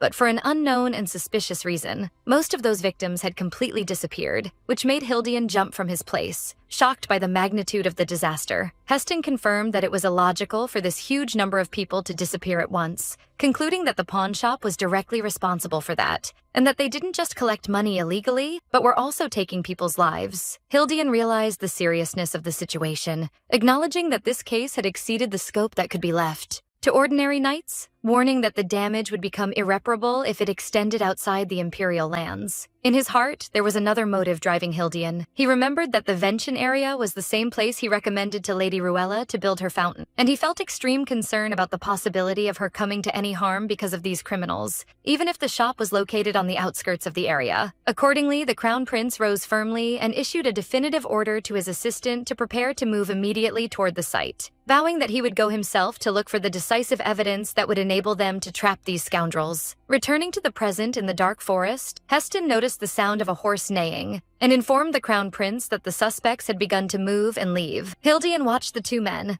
wondering about their destination with those important documents, then ordered his assistant that they must track the first man immediately, making sure the horses were ready to set off, which Heston confirmed. The 2 mounted their horses and delved into a vast and sprawling cornfield, surrounded by tall plants in every direction under the cover of darkness. Heston stopped suddenly, pointing out that the man they were tracking had entered this place, where there were clear footprints leading inside the dense field. The Crown Prince concluded that the criminals were hiding their illegal documents in this secret place, and smartly noticed that the corn stalks and leaves looked unnaturally huge compared to the size of the weak ears, as if they were planted for another purpose. Hildian realized while contemplating the dense plant wall that this field was not planted for harvest, but was specifically designed as a natural wall to hide something behind it. The Crown Prince felt wonder at the existence of such a secret and cleverly hidden place, acknowledging to himself that he would have to pay more attention to imperial security from now on. He told Heston that he would enter on foot, so the assistant followed him immediately through the thick grass. As they were making their way with difficulty through the dark field, Hildian noticed that they had walked a long distance without the end looming on the horizon, confirming that this place was so isolated that no one would notice anything, even if a crime occurred here. Finally, after the struggle of searching, the dense plants opened up to reveal an old wooden building carefully hidden. So Heston whispered to the Crown Prince enthusiastically, confirming that this was undoubtedly the sought-after place. The masked man they were tracking reached his destination and stopped in front of the wooden building. Hildian and his assistant Heston watched the man from their hiding place in the middle of the dense cornfield. Heston suggested catching up with him, but the Crown Prince stopped him, preferring to wait and watch until the man came out, given their ignorance of who might be inside. In the midst of their anticipation, the sound of faint footsteps approaching from behind reached Hildian's ears. He turned quickly and warily, wondering to himself if the newcomer was another partner of the pawnshop gang. But his surprise was extreme when he glimpsed pink strands of hair cascading from under the newcomer's hood, realizing with shock that it was Lady Ruella in the flesh. Ruella was sneaking with extreme caution while Hildian watched her in confusion, wondering about the reason for her presence in this dangerous place and whether she had received a new divine prophecy that led her here, while Ruella realized in her heart the seriousness of the situation and thought about the need to retreat. Meanwhile, one of the criminals was talking with his partner, within the building's range, reassuring him that things were going well and confirming he had received advance news of bringing the required documents to this place. The bald man warned his colleague against being tracked, stressing that losing those records meant their inevitable end. But the man with the scar laughed recklessly, asserting that even if someone followed them, they would simply get rid of them. Hildian listened to this dialogue with features cloaked in seriousness, certain that these were indeed the sought-after pawnshop gang members. Hildian concluded strongly that Lady Ruella was standing in the path of these dangerous criminals, thinking she would face certain danger if things continued this way. For her part, Ruella continued her advance cautiously, thinking that despite her conclusion of the location based on Hamel's description, she never imagined the existence of a secret palace hidden in a desolate place like this. Ruella gathered her courage, believing in the existence of something in this place that could be used as conclusive evidence against the pawnshop, and decided to enter with extreme caution. Ruella hid behind one of the walls to eavesdrop, where her ears caught the criminals' talk about the importance of the ledgers, and that losing them meant their destruction, in addition to their boasting of their ability to get rid of anyone who dared to track them. Suddenly, Ruella felt movement behind her. She turned terrified to realize that someone was standing outside, and panic took hold of her because there was no place she could hide in that critical moment. The two criminals approached her location, and it seemed that her exposure had become a matter of time. In the moment she was about to be exposed, a hand suddenly extended from the darkness to grab her, making her gasp in terror and surprise. This faint sound caught the attention of the man with the scar. He stopped in his tracks and looked toward the cornfield, asking sharply who was hiding there. The two men drew their daggers quickly and began looking around warily, searching for any trace of a potential intruder. The man with the scar kept watching the field for some time, but he heard nothing but the rustling of leaves, so he concluded he had misheard. The man justified the matter by saying the sound was nothing but the rustling of corn due to the wind, and asked his colleague not to scare him like that. Meanwhile, Hildian was hiding inside, holding Ruella and covering her mouth with his hand to prevent her from making any sound. Ruella felt immense relief at the passing of the imminent danger, wondering in her heart about the identity of the savior who intervened at the right time. She raised her head to be surprised by Hildian's features, wondering in bewilderment how he knew her location and came here. The two criminals decided to leave to look for some drink, so they withdrew from the place, and only then did Hildian move his hand away from Ruella's mouth, apologizing to her gently. Ruella moved away from him quickly while catching her breath, calling him by his royal title in a state of shock, asking why he had come to this place. Hildian stated firmly that he was the one entitled to ask this question, pointing out that he had come with his assistant to investigate an important matter, and rebuking her for being here, wondering if she realized the danger of the place she was standing in. Ruella defended herself, insisting that she fully realized her location and that she hadn't gotten lost to arrive here. Hildian returned to ask her persistently about the real goal of her visit. Ruella was flustered and began to stammer, realizing in her heart that she could in no way tell him the truth, which was that she came to destroy the pawnshop that exploited her future sculptor with unfair debts, just so she could hire her. To get out of this predicament, Ruella feigned features of reverence and solemnity, and brilliantly claimed that she came in response to a call from the goddess Lucera, claiming she received a divine prophecy ordering her to purify the evil pawnshop that was wreaking havoc in the empire.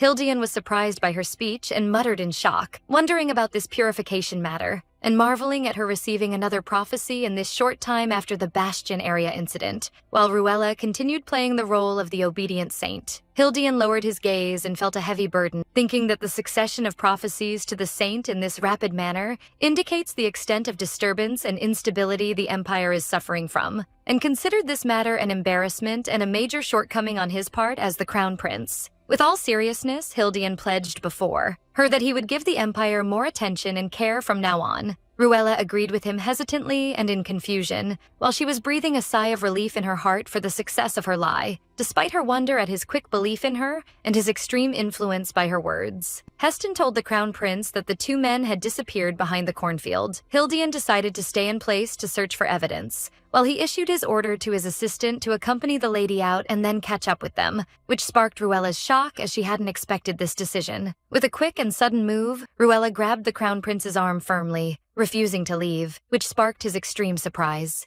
Ruella insisted on her position, asserting that she couldn't leave now. She remembered in her heart how she had boasted before Hamel that she would solve this problem herself, and she couldn't retreat now. Hildian warned her of the seriousness of the situation, pleading with her to leave the matter to them and go back, but she asserted her ability to protect herself, using the excuse that she couldn't retreat because of the divine prophecy she had received, and begged him to allow her to accompany him, promising she wouldn't be an obstacle in his path. She looked at him with tearful eyes and begged him not to ask her to return, justifying her persistence in her heart by saying that if she retreated now, she would lose the sculptor she was looking for, and that pride didn't matter at this moment. Hildian was flustered before her pleading looks and felt his heart rate quicken, so he finally surrendered and agreed to her request with a deep sigh. He kindly asked her to let go of his arm. She apologized and released him quickly, while Heston watched the situation with a cunning smile, thinking about how the majestic Crown Prince loses his composure before the saint. Ruella noticed the redness of his face and wondered if she had committed some mistake, but she soon smiled, expressing her happiness at their ability to investigate together. Heston approached the Crown Prince teasingly and inquiring if he was happy with this development.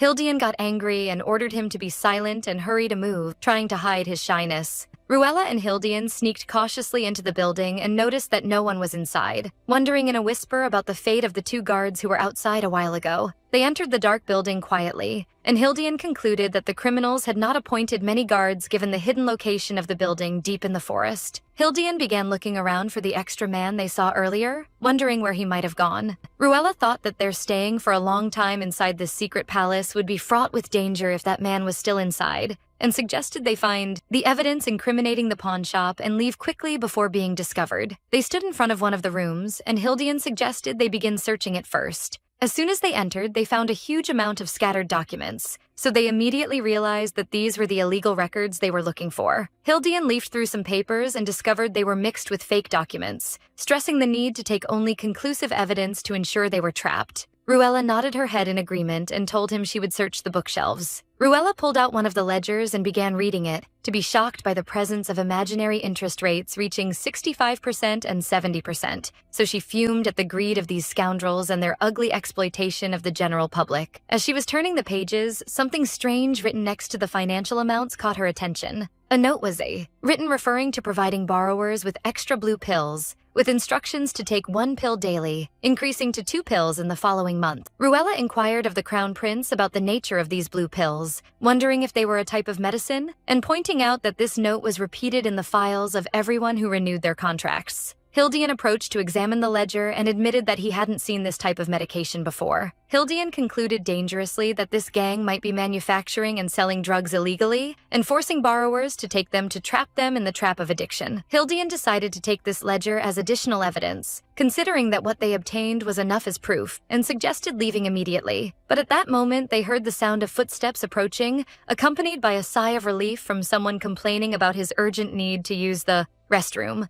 So the two jumped and hid quickly. The blonde-haired man entered the room wondering about the reason for the gang leader's absence despite his safe return, assuming they had gone out to consume more alcohol. The man ignored the matter, declaring he felt hungry, and decided to leave the documents he was carrying on the desk and leave, convinced his companions would return soon. But before leaving, he stopped suddenly and noticed that something was wrong. The documents appeared more scattered than usual, and there were clear gaps on the bookshelves. The man turned around quickly, signs of anger and suspicion covering his face, shouting that there was an intruder in the place. The man looked around and shouted sharply, asking for the identity of the one hiding, and demanding that they reveal themselves immediately. Hildian and Ruella hid from the man who was shouting outside, demanding they come out immediately and wondering if the gang leaders would overlook this intrusion. Due to the narrowness of the space, they had to stand very close together, which made Ruella feel embarrassed and think that the distance between them was too close, while Hildian's heart was beating clearly. Although they realized their hiding was in a hurry, Hildian felt how exaggeratedly close they were,